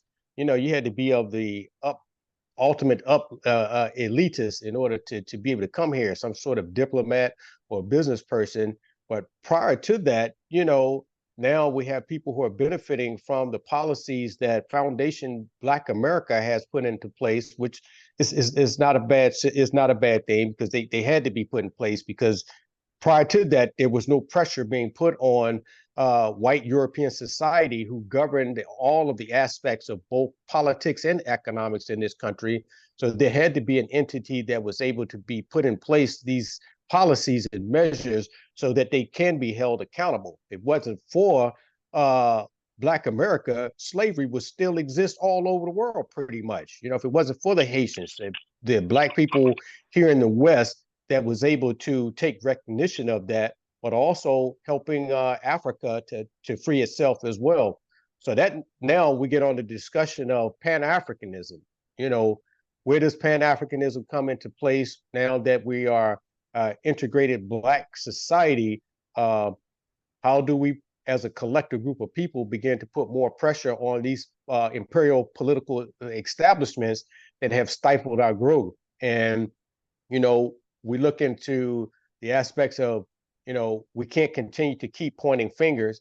we may get reparations and we may not get reparations. But either way, if we don't get reparations, how do we formulate ourselves or unify ourselves as a collective group of people so that we can begin to take more control of the people, the lands, and the resources? And that's what revolution is all about. So any talk or discussion along those lines as well? Yeah. Feel Yeah, free to thank come you. in. Thank you so much. Let me come back in. It's been quite a minute. First of all, for those who are just joining, every Sunday, this time, which is 6 p.m. in Ethiopian time, starting 6 p.m. and 11 in the morning in Washington. This time we are live. We are having panel discussions like this. So now there's a few things I want to talk about. I will come to the issue of Pan-Africanism, as you mentioned. The first thing is so disgusting to see President Trump talk and say that openly, say that Haitian immigrants, they are eating cats in America. Cats and dogs. Very disgusting. Possibly, you know, I'm not saying that is disgusting because maybe people will not eat cats and dogs. People does eat those things. It's normal. In China, it's something people eat. So, but him talking that, forgetting that American banks, Citibanks actually, is the one that destroyed Haiti since 1801 until today. Haiti is under destruction because of America. Remember that American Marine Corps, they went to Haiti, they stole all the gold and diamonds. Remember that the previous president was assassinated by America, and then talk that Haitians are eating cats in America. They are eating cats because you took everything from them. I don't know why Chinese are coming to America. I don't know. I don't know why Chinese are coming to America. I don't know why. But I know definitely why Congolese are coming to America. I know why Haitians are coming to America. Because you guys, you take everything from us. So where do you want us to be? If you don't want us to come to your country, please stay out from our country too. Remove your military bases from Africa. Move your companies, United Nations and the World Banks, all those scams and skunks institutions you have established in our continent, and see if you're gonna come back. We're not coming to your place. Pay us our colonization. Bring our natural resources you took from us, and see if we're coming to your country. We're not coming back. So pretty much, it's very nasty to see what people talking trash about Haitians while they are still until today. The gold they took from Haiti, they still haven't bring that back. Today I'm talking to you. People come from North Africa. The gold they took from Gaddafi, they haven't bring back that back. So pretty much I want to just say that it's very nasty to hear people talk about immigrants. They are eating cats and dogs or whatever it is, and goose or gays or whatever it is, which is absolutely, it shows how uninformed these people are. It's just insanity. But anyways, so leaving that topic, let me leave that alone. The next topic, can you please mute yourself? What is his name? 1704. Please mute yourself. I'm still hearing you. So another topic I want to talk to you about is about organizing organizers. So you guys, you know who's calling you to vote for Trump? You don't know who's that? You want me to mention the names? It's is that JC Peter? Can you please mute yourself? Who's this? I think the administrator should mute everyone. Yeah, I don't have access. Yeah, help me please, someone mute everyone except Eugene, you are the host, so you have the privilege to mute everybody. Mute everyone except me. I mean, yeah, everyone. Yeah, so the organizers. So what I mean is that you know who's calling you to vote for Trump, don't you? It's Cadence Owens. Who's the other ones? Black people are pushing you to vote for Trump. You got Trump Vance and you got Kamala Harris Waltz. Yeah, so Kamala Harris, obviously, I think it's a breakfast club they are pushing her to. There is, of course, Rolando Martin, the one who's watching Booties on on a laptop. He's also pushing you to vote for Kamala Harris. It's so many You're of talking them. about Roland Yeah, Martin. yeah, Okay. yeah. Yeah. You know who's pushing you to vote. Why don't you call them and ask them, hey, you want me to vote for her? Like you guys, you can call and say, hey, we are the African America organization. We are member 1,000. And then you call, you ask, hey, you want me to vote for Kamala Harris? What is one of these 4 things she's gonna do for us? Is she gonna remove our people from prison? Is she gonna she's gonna give us reparation? Is she gonna any policy you may want? And then you can talk, hey, if she do that, we will vote for her. Okay, if she doesn't, we don't vote for her. And that's it. But you should at least have done something, either for on Trump's side or Kamala Harris, anyone. Otherwise, if you just sit there and just let it go and just go to vote like you have been doing every time, you are wasting your energy. You are responsible for all those tragedies happening to people because of those leaders. You are responsible for that. People are dying in Ukraine. You are responsible for that. People are dying in Russia. You are responsible for that. People are dying in Haiti. You are responsible for that. People are dying in Palestine. You are responsible for that. So you, as a spiritual being, you should watch your spiritual way too, because anything, if you put someone in office, you vote for them, and they go around, they do something crazy. Trust me on this. In one way to another, we will come back to you. So I'm just saying that you should look that we Black people, we are spiritual beings. We are highly spiritual. So you need to look on that area too. So finally, talk about Pan-Africanism. Well, I think Pan-Africanism is dead. Sorry to hear that, but is as obvious. There is no school built by Pan-Africa. There is no road built by Pan-Africa. Can you mute this person, please? What is that? 73? 704? I think this is Virginia number anyways. So can you mute him, please? So there is no school built by Pan-Africa. There's nothing, absolutely nothing. Even today. Okay. Hold one moment, please. Okay, for those of you who are on the platform, if temporarily, can you please put your phone on mute while we have, if you're not speaking or talking, put your phone on mute, please. Thank you. Okay, go ahead, Brother Mani. Yeah, so Pan-Africa is absolutely, in fact, things that are against Pan-Africanism is being pushed by people who call themselves Pan-Africans.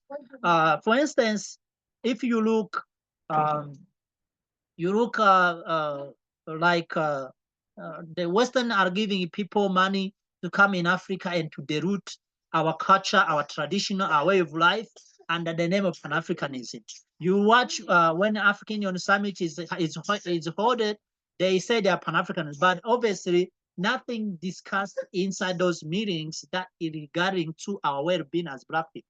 So Pan-Africa is something that, in fact, even in America, for instance, can you call Black Lives Matter Pan-African? They call themselves Pan-African.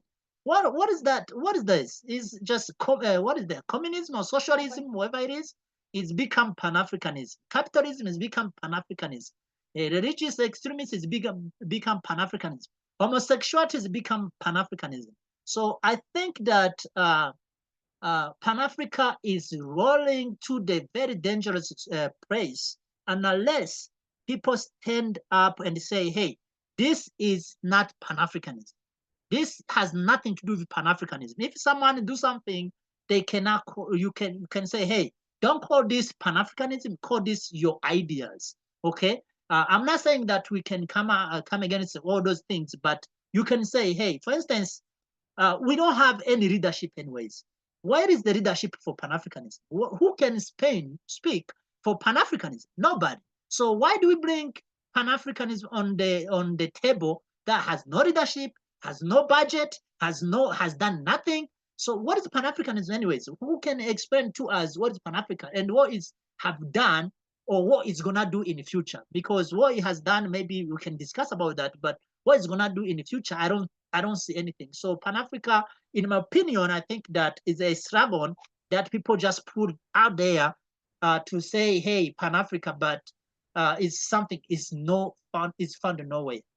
I read the map. For sure. For sure. Something we need to work on. Brother Razalula? Yeah, give thanks. So he said, what is Pan-Africanism? Based on the meaning of pan, right? Pan-Africanism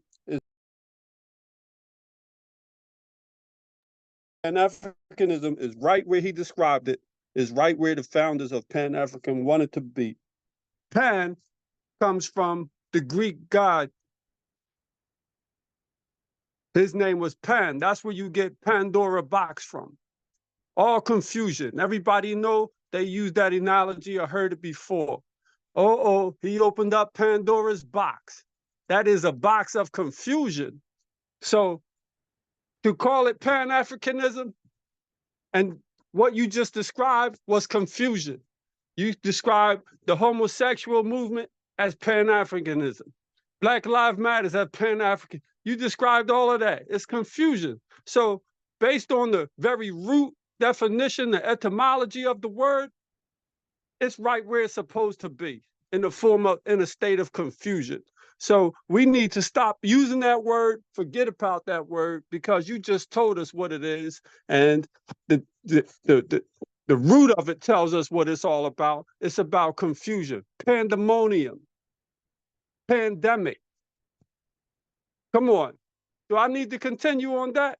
So let's stop using as conscious new breed leader generation, as Brother Talford always calls us. We need to stop using these words that define us, that are based and steeped in confusion and destruction to our cause and to our people, right? Say that again. Say that again. Say that again. It's recorded, brother. You're going to have to watch the tape on that one. But I get you, and I thank you for hearing that. You know what I'm saying?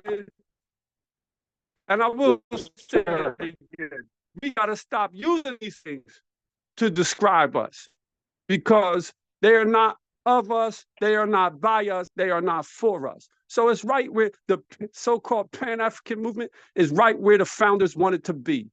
Keep us from rising up and controlling our destiny. Building our schools is controlling our destiny. Building roads is controlling our destiny. It's right where we have to take control of our destinies, right? And that's number one. Stop using their language to describe the Africa movement. But that's another story. Okay, here goes another one. The most wickedest man on earth. I don't know if we have any Catholics in here, but hey, it is what it is. The Pope said last night, voting for Kamala or Trump is voting, either one is vote. You have to vote for the lesser of two evils. Imagine that. The most evilest man in the world said, anybody voting in this election will be voting for the lesser of two evils, should vote for the lesser of two evils. He calling two people evil. So, hey, this is some serious stuff going on, okay?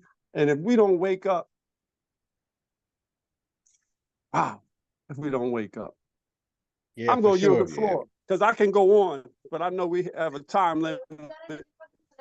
And, you know, those are things that Brother Yohani spoke of that really, you know, we need to start really dealing with and taking the bull by the horns. For sure. And Brother Ross, let me just tap the simple etymology of pan, as you know, pan-Atlantic. It's the word pan is used as going from one point to another. So anything like pandemic, anything that's crossing the borders, anything that's going outside of the normal realm that's intended, that's the pan of it. the span, you know, of how far and wide it's real. But I'm feeling where you're coming from, and we need to create our own, you know, at least find out where some of these terms are originating, whether it's originating with intellectual Black leaders or potential Black leaders, so that we can begin to establish the paradigm, the system, the writ or the statutes of the law that we're willing to live by, that make us uniquely identifiably different from what they've tried to create for us to look like, what they've tried to create for us to act like, and what they want us to do, so that we begin to act in accordance with the statutes that are ours uniquely as Black people, and I you know, as Africans, I'll just say, so that we won't have a situation. So like when I'm in Kenya, you know, I shouldn't have to contend with the corruption, but I do, because it's a pandemic.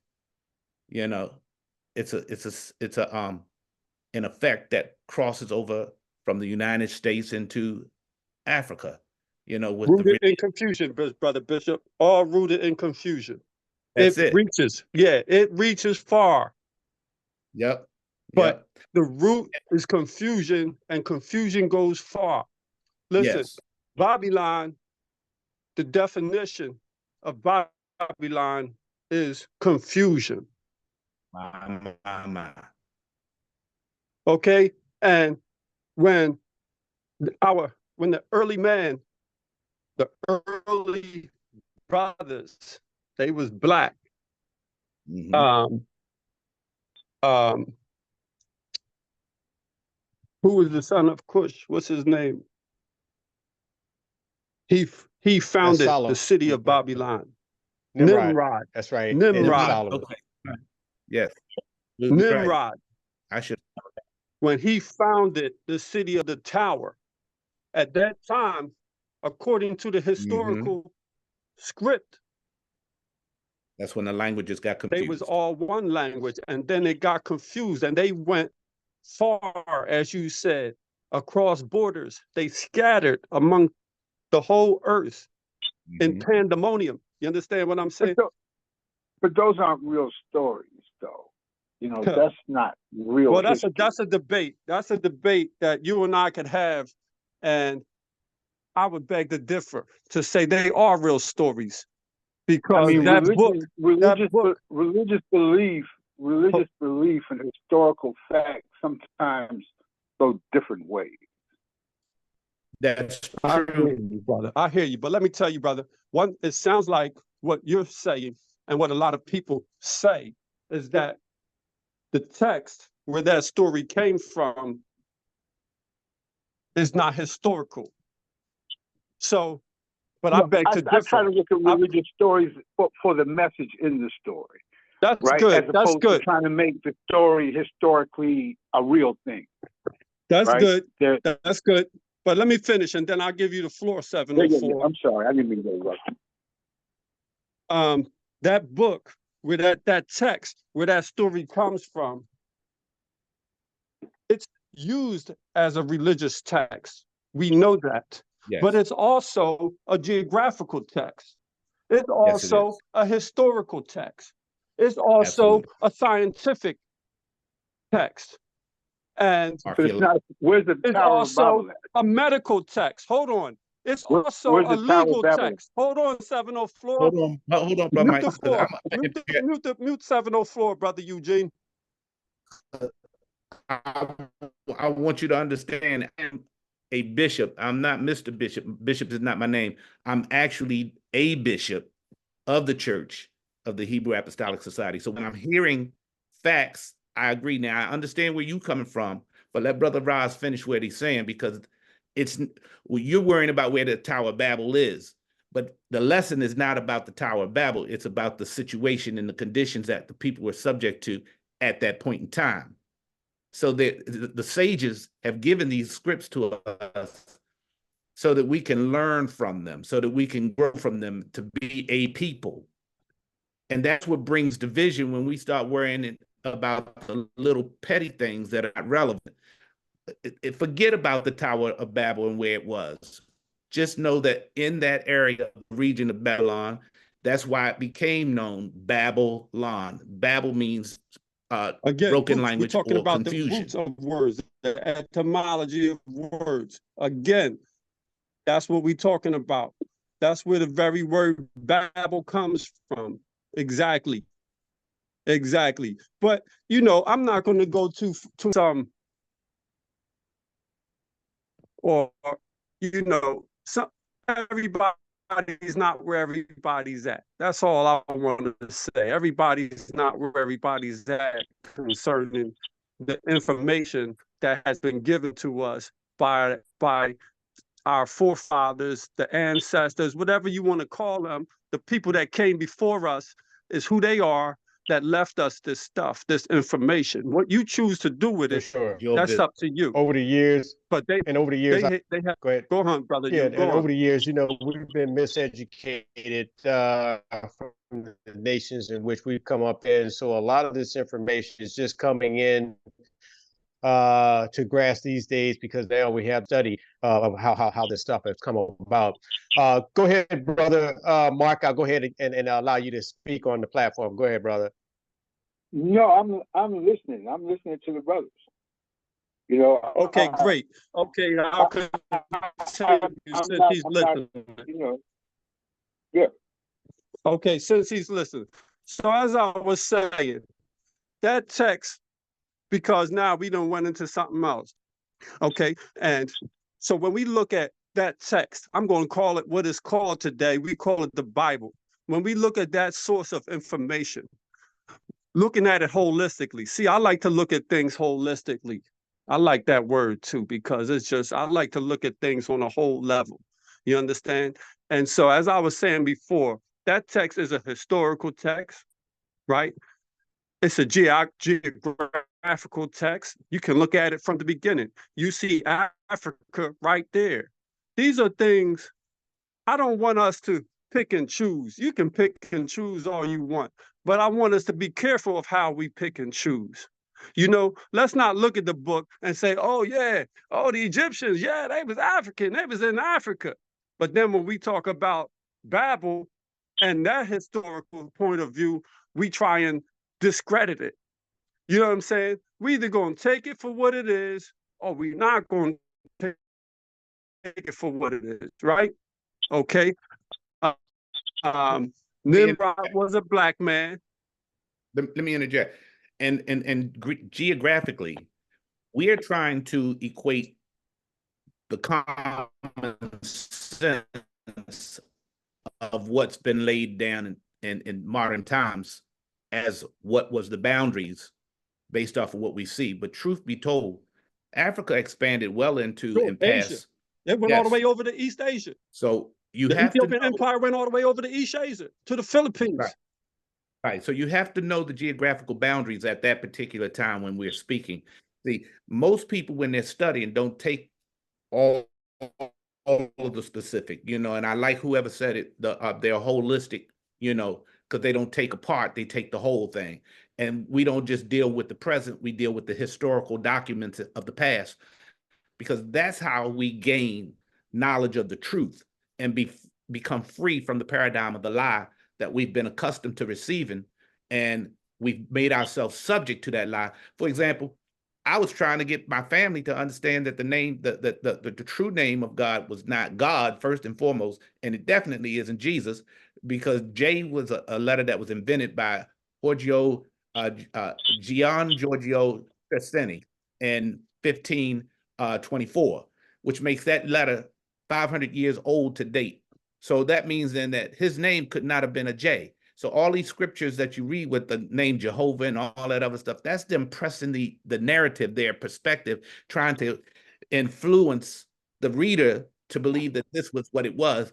And we stop because we figure, oh, we got the book here, that's the end of the story. No, you have to know your history, you have to know the etymology of the word, and you have to know where it comes from. Because so can I just say something real quick? Sure. When the brother said what he said, and I was saying, where's the tower, right? The Yes. only thing, what I should have said was, those stories, as far as the way I was taught coming up, right? Because I understand the whole world is Africa. They just named it different things, right? But those stories were biblical stories, right? Those are stories that I first came into encounter with through the Bible, right? And I've always, you know, at first I was a Christian, and then I became non-Christian, and then I spent a lot of time studying hieroglyphs.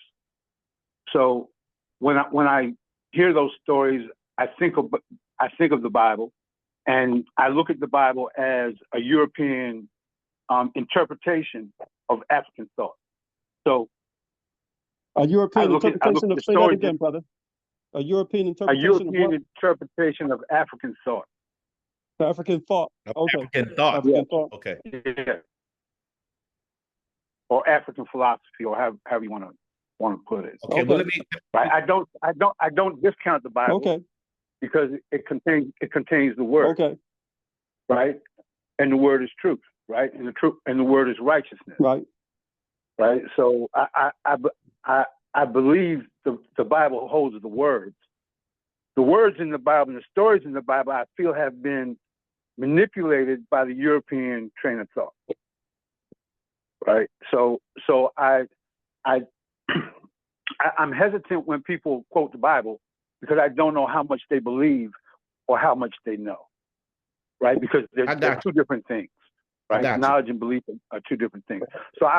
So when you came back and I said, I'm listening to the brother, because that point of reference is not worth the argument, and it's deflecting from the point the brother was trying to make. But you were getting ready to make it an argument, because you was looking for the Tower Bell. I know, and that was my fault, and I shouldn't have done that. Right. Okay. Let me interject real quick, Brother Mike.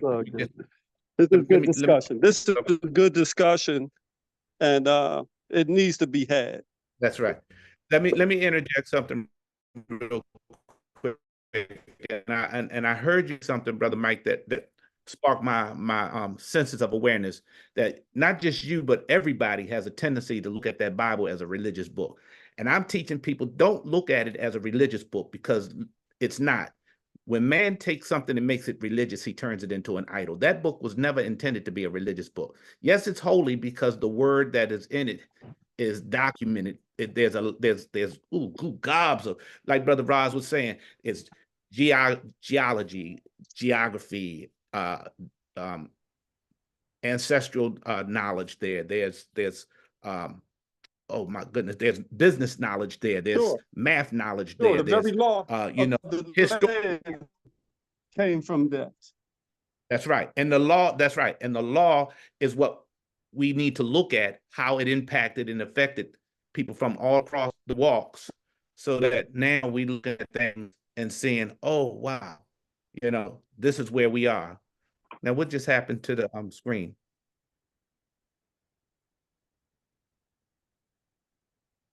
Hello? I can hear you. Yeah. No problem. No problem. You? Continue. Yeah, it's me. Continue. Oh, okay. Let me stop then. Yeah. That's you. Go ahead. So what I would encourage you to do is to not look at it as a religious icon or an item. I tell people that the letters Bible actually is an acronym, basic instructions before leaving Earth. So there's instructions, there's teachings, there's stories, there's the law, and there's the history. And when you study those things to learn a little bit, it teaches us how to build a relationship that we need to have, to build unity that we need. And this is one of the reasons why we have even among the Christian walk, and I'm Hebrew, I'm not a Christian anymore, I'm Hebrew. That's why we have so many divisions. Because from the Catholic Church, which means Catholic means universal church, which means Constantine took everything that was coming during that time and he unified it into one so that he could move forward. The second thing is that nowadays, when we look at the origin of our faith in the church, they're trying to make it a religious book. So because they've learned that if they control, it's like Allah to not. But if you study it in the wrong way, it becomes mysticism. It becomes you know, counterproductive, and most people carry it out to the extreme in the wrong direction. And we have to not be that people. We have to learn to be a different people and understand what that book is teaching and how it's teaching us. Because when we as a people come to the knowledge of truth, we will be unified again, and we will become impacted to make a move. And when we do that, we who are the true Hebrew people that will enter into Jerusalem will bring peace into the land. See, and that's the prophetic aspect that's there that most people don't get. The true Israelites or the true Hebrew people are supposed to go into Jerusalem in peace, because everybody knows that they're going to know who they are. They're going to respect it, and there's not going to be any lip service. So when we look at the Gaza Strip, when we look at Ukraine, and when we look at Russia, and we look at all the wars that's going on, that's because they're fighting for land that don't even belong to them. Because according to my scriptures in Acts chapter 17, verse, I think it's 14, he tells us that he's appointed everyone a time and a land, a habitation. So when I'm trying to get this brother's principles, and vice versa. So we got to come to the place where we rise up and get past that mindset and understand that we're better than that. And then we can bring the true enemy into subjection and cast them out of this, not just cast them out of the United States, but cast them out of Africa. Send them right back to where he came from. And watch them eat upon themselves. Forgive me. Black Power. Go ahead, Brother Monty. I see you have a display on that you want to address. The Cushitic language. I was trying to show you the Cushitic languages, because here in Ethiopia, actually, is where the Cushitic languages are spoken. So when someone say the Tower of Babel, and you say is not true, but people, the descendants of Cush, who built the Tower of Babel, still exists, is obviously not true, because there is descendants of Cush who still speak Cushitic languages. So you can count that to be a religious book, while there is evidence on ground that Cushites people are still here, and is the most of the language spoken here in Ethiopia, Kush, which is Oromo or Afan Oromo. The next one is the Somali language. Those Somalian people in Djibouti, Somalia, Kenya, and Ethiopia, they are also speaking Cushitic language, and Sidama, and Afar. So all those are Cushitic languages descended from Kush. So you cannot deny that, because it is, as a fact, is on ground. So anyways, I don't want to talk more about that. I think we don't have any new person. If there's any new person, please take microphone and introduce yourself and tell us where you're talking to us from.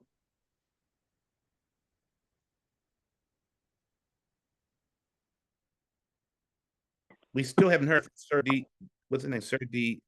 Dezaps. Sir Dezaps. Sir Dezaps. Sir Dezaps, are you still with us there? You could come on and speak your piece, please. Introduce yourself.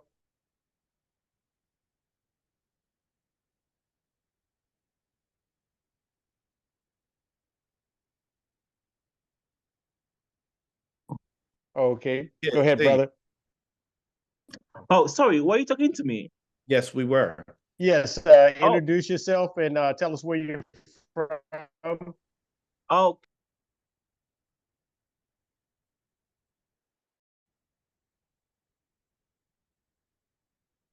We're not hearing you. Did you mute yourself? Yeah, you muted yourself. Unmute yourself. Can you hear me now? Yes, we can now. Your name is what?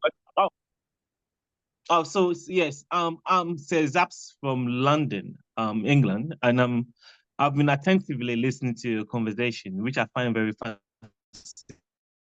fascinating. Yeah. So Yeah, I'm just listening in the meantime. And if I need to interject and contribute, I will do that. Okay, thank you, brother. Good having you, and we appreciate you chiming in from London. Hey, I got disconnected. I don't know. I probably missed some good stuff. I don't know. Can you all hear me? Yes, we can. Yes, sir. We can hear you, Brother Roz. Okay, great. We just heard from brother. How you say your name, sir? Zap?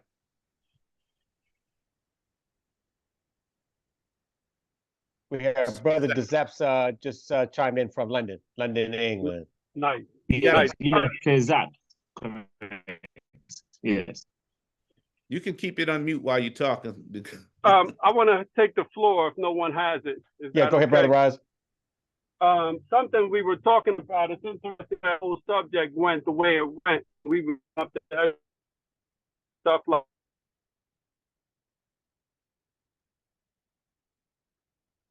Can you repeat that one more time? You kind of broke up towards the end.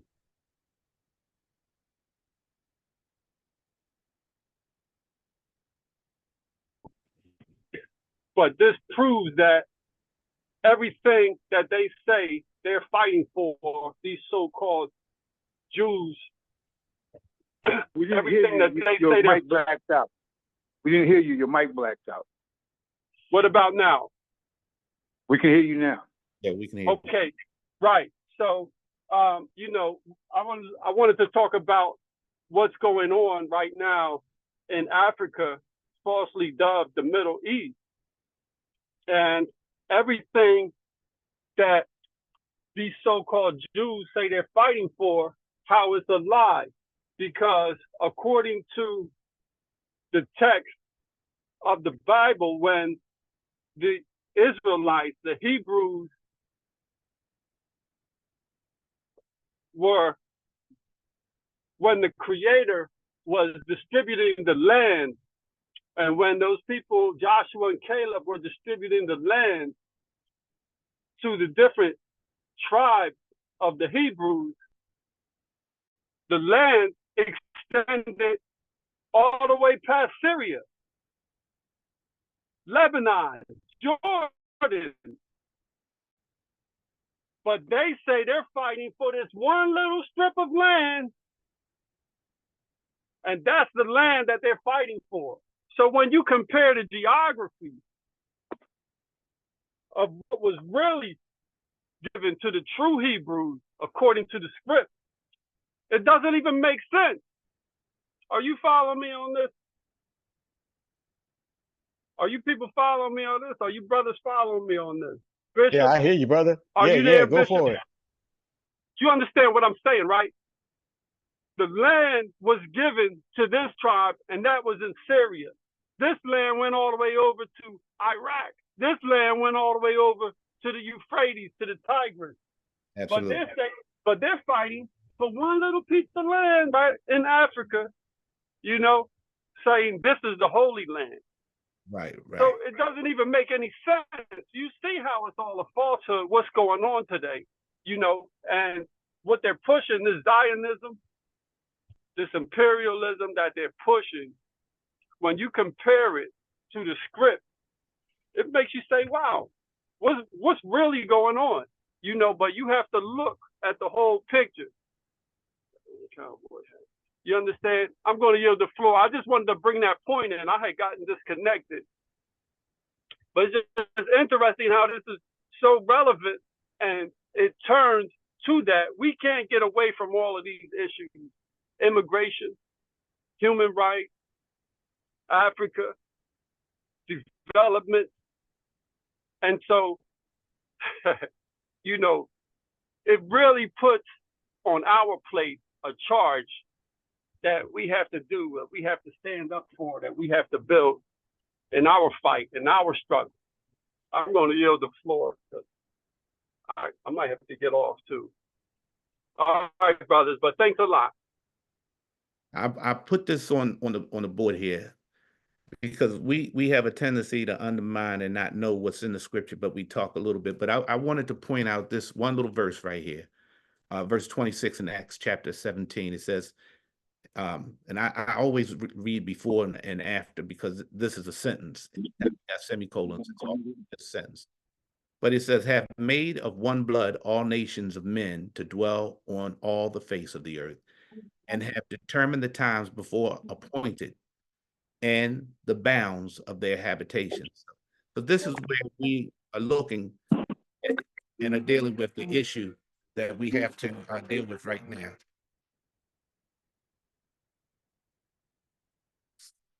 So this is what we believe in, and this is how I, as a minister, move forward with things so that we can be able to take charge and go where we need to be.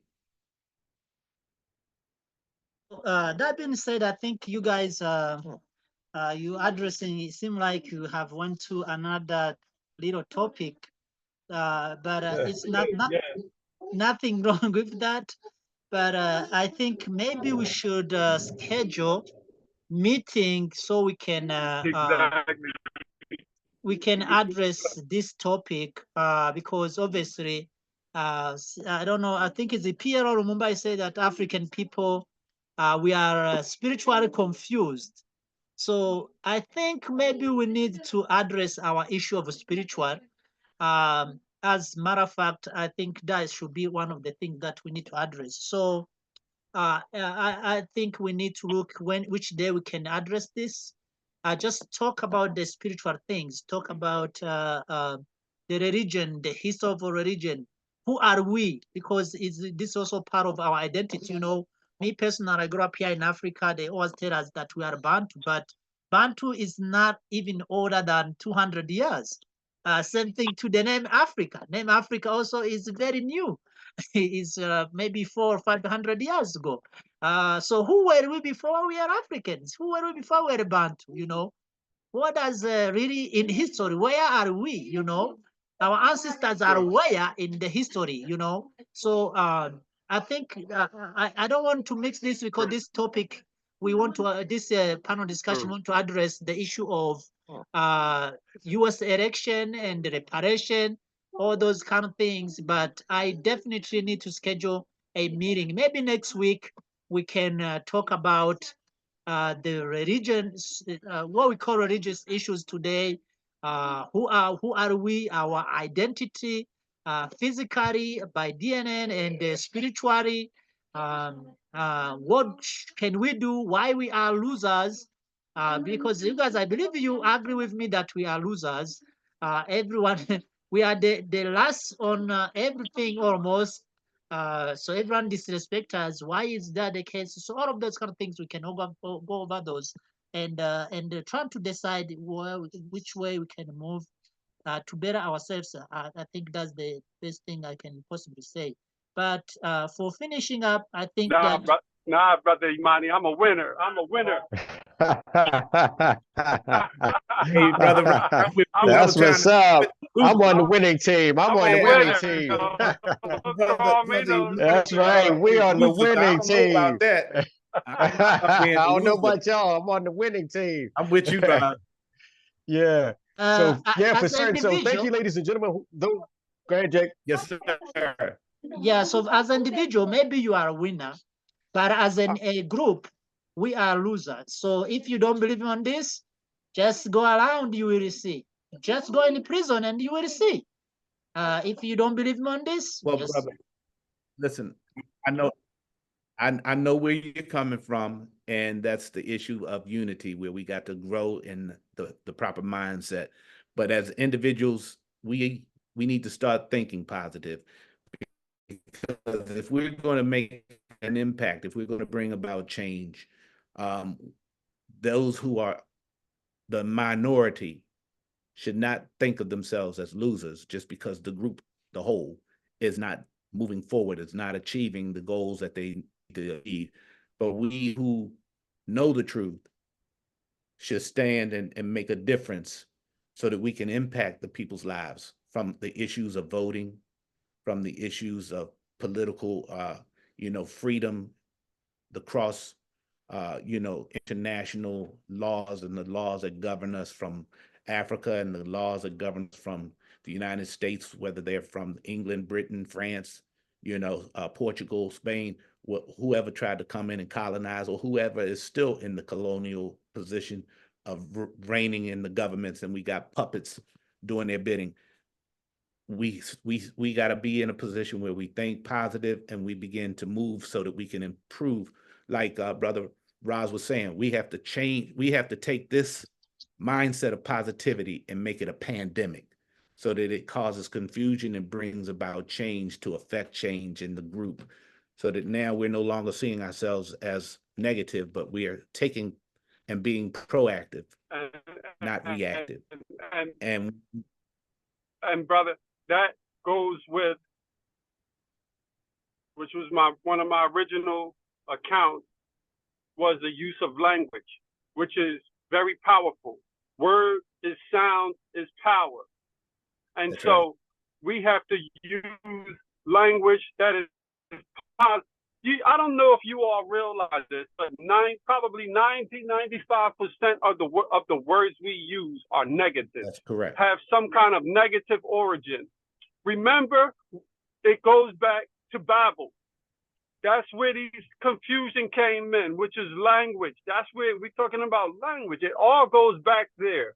And part of the enemy's plan, the enemy of unity, the enemy of cohesiveness, the enemy of positivity, it all goes back to controlling the language.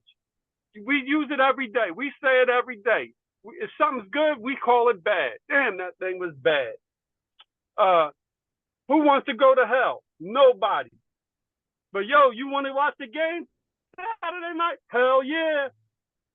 Listen, we do it every day, calling ourselves losers. We can go down the list. We can watch this tape over and pick out all of the negative connotations that come out of language. We're not even aware of it because it's so ingrained in us. So we have to really be conscious and mindful of the language, of the words we use, if we really want to rise up and be winners. Rise up from this thing that's holding us down. Spiritually, physically, mentally, every kind of way. We have to do this. And if we don't do it, then we will be losing. You understand what I'm saying? But yeah, that's where we have to go with this. Absolutely. So it's about a mindset, and we have to have the right frame of mindset. But in addition to having the right frame of mindset, we have to have the right words to go with that mindset so that we can bring about change. Speak change, and change will be manifested. Speak destruction, and destruction will be manifested. And I don't know about you, but I want to see change. I want to be positive, and I want to see a people rise up and take back what is theirs and establish foundation so that there's unity across every country that's in Africa, including the United States. And honestly, we've discussed roughly about 4 major topics today. And each How one many? of these 4. At least 4. And and yet we were able to synergize the focus into the issue of us being a stronger people, making a difference. And now I wish Dr. I wish he was still on the line with us, because he had some very, very potent statements that he was making, and much of them. Okay, Brother Lukman. Ali Lukman. Yes. So right. We need people like that to come in and just have this discussion so that we can in turn continue to move forward. It's like, let's not just do this conversation. Let's make a difference and start getting the information so that we can prepare the documents for our people as a conference, as a council. Let's meet together and brainstorm, a think tank, and let it be known, hey, we're not just a bunch of activists trying to be defiant to the things, because I don't want to end up having to become another, a Stokely Carmichael or my brother who got killed in the bed, when he was innocent because somebody told him. Yeah. Mm-hmm. Fred Hammond. Yeah. When somebody told a lie, I don't want that. I don't want that for us. I want us to be in a position that we don't have to rise up with arms to fight this fight. because we can rise up with the intellect and knowledge of how to use the law, and then we can turn those weak jellyback lawyers who are, forgive me, you know, they've been educated to operate within the paradigm of the white Caucasian man and his system. And maybe if we can come up with a writ, you know, like during Hamilton's time, when they begin to change the narrative of this country, we can make a difference. And so if we make a difference and begin to show Black people that we are of the people, for the people, and that anybody else that's not us need to bring themselves into subjection because of what we have, what we know, and build a strong unified front, then we can begin to see change, not just here in America, because believe it or not, this is no offense, Imani, but this is my opinion. If Kenya would change and take control and bring the government officials into subjection, all of Africa would begin to line up, because Kenya holds a lot of Hebrew people, and it is a point of focus between Kenya and Nigeria. And everything. But if we here in the United States would stamp and let it be known, stop sending over to Africa things that didn't work, methods that didn't work, systems that don't work, to try to influence our people. You know, stay in your lane and let our people do what they're supposed to do. My brother's back. That's what like I was saying to you, Doc. I really appreciate the input that you gave. And with all the subjects that we touch bases on, we need to unify. We need to come together to not just have a conversation on this mode, but to do a delegation so that we can begin to write and put the things that are in place. And like I tell people all the time, the best way to get back at your enemy is to use the tools that he uses against you, against himself. And when we do that, then we can bring him into subjection, because now he can't get out of the vice because he created the vice, you know? And so this is his web. Let's learn how to manage and navigate that web to our best defense. I yield the floor. Could I just say? I gotta sign off. One love. One love, brother. Okay, brother Roz. Thanks for being on the show today. Black Power. Yes, thanks. Okay, go ahead, brother. See you You wanted to Sunday. say See you something? Sunday. Yeah, just one thing. You know, these conversations have been going on for thousands of years. You know, we're an oral people, and this is why they can't subdue us, man. Because we're always going to have these conversations among ourselves. The word is strong, and it's always been strong, will always be strong. You know, that's all I had to say. Thank you, brother Mark. Black Power. Yeah, for certain. Anybody else want to say anything? Okay, well, thank you, brothers and sisters. This is Sunday, September 15th, and this is the New African Network television and media broadcast coming to you live from Ethiopia, Charlotte, North Carolina, and all across the African diaspora. Today, we were supposed to have a very special guest that did not get an opportunity to make it on the show, Dr. Fasia Habramedium, and he is the author of a book called The Black Dignity is Not a Handout. This book has much of the conversation in which we're having today on the New African Network in place of it. And you know, we are always adaptable, and the show must go on, and we made that happen for sure. We got brothers and sisters who have tuned in from all across the African continent and the African diaspora. It came on to speak some very important things that we are dealing with in our communities worldwide. Very important issues, as far from voting to the political aspects, to economics, to healthcare and spirituality. That's a strong part about who we are as African people. And right now we just say African because we all know that the original name for Africa was Alkebulan. And that's right. That's the original term in which our ancestors and we knew our continent to be before the invasion of the Europeans and Arabs and Asians.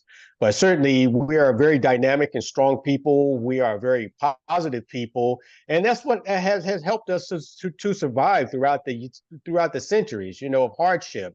There's been some very real atrocities that have been carried out on us, but we continue to be resilient, and because we are the original people of the earth, and without us being in existence, there would be no earth, and we are the people who are the gatekeepers to making sure that the spirit that how the earth came into existence, to make sure it continues to exist. And that's why we are the people here, to make sure that we carry that on and don't become artificial. We have a lot of artificial intelligence today, and most of that is because a lot of that technology, it comes directly from us as well. We have been a large contributor to the artificial world because we have that direct inner spirit that has contributed towards learning this technology. And this is something that we have to be acceptable about who we are as a people, the contributions that we have that have allowed to happen. Many of the things that we see today would not happen if it was not for the Black man and the Black woman. And so we pay homage to our ancestors who have come before us, which have allowed us to come back to truth of where it is that a lot of this stuff come from, and how we are intertwined into it as well. We don't put any person or man down from around the world. We don't discriminate with religion because we feel that is personal. But as we are coming together as a collective group of people, African Alkebulan people, we must realize that we must peel back the lies to get to the truth, so that we can carry ourselves into the future. As we speak about futurism and Black futurism, we see ourselves moving ahead and changing in a very rapid dynamics of how we exist as a people. We coin ourselves New Africans. That's who we are.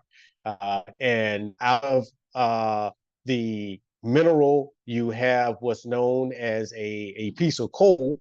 Piece of coal itself have been placed pressure upon, and now you have a group more of a valuable asset to getting back to who we are as a Kemetic people.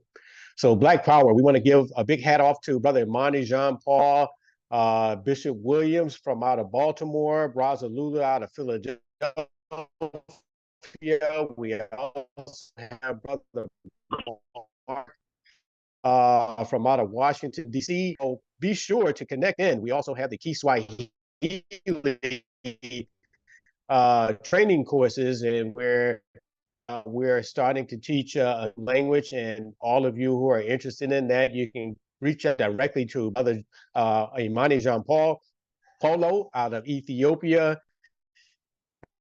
He'll be happy to assist you with getting connected and learning the Kiswahili language. And of course, you've heard Bishop Williams and many of our other brothers and sisters on the platform speaking a little bit of Kiswahili. So we say, Tuko Pamoja, we are together, Black Power, and we'll see you next time on the platform. We look forward to connecting soon. We are the African Connection. And now Wapenda. Haya, kwaheri jamani. Asante.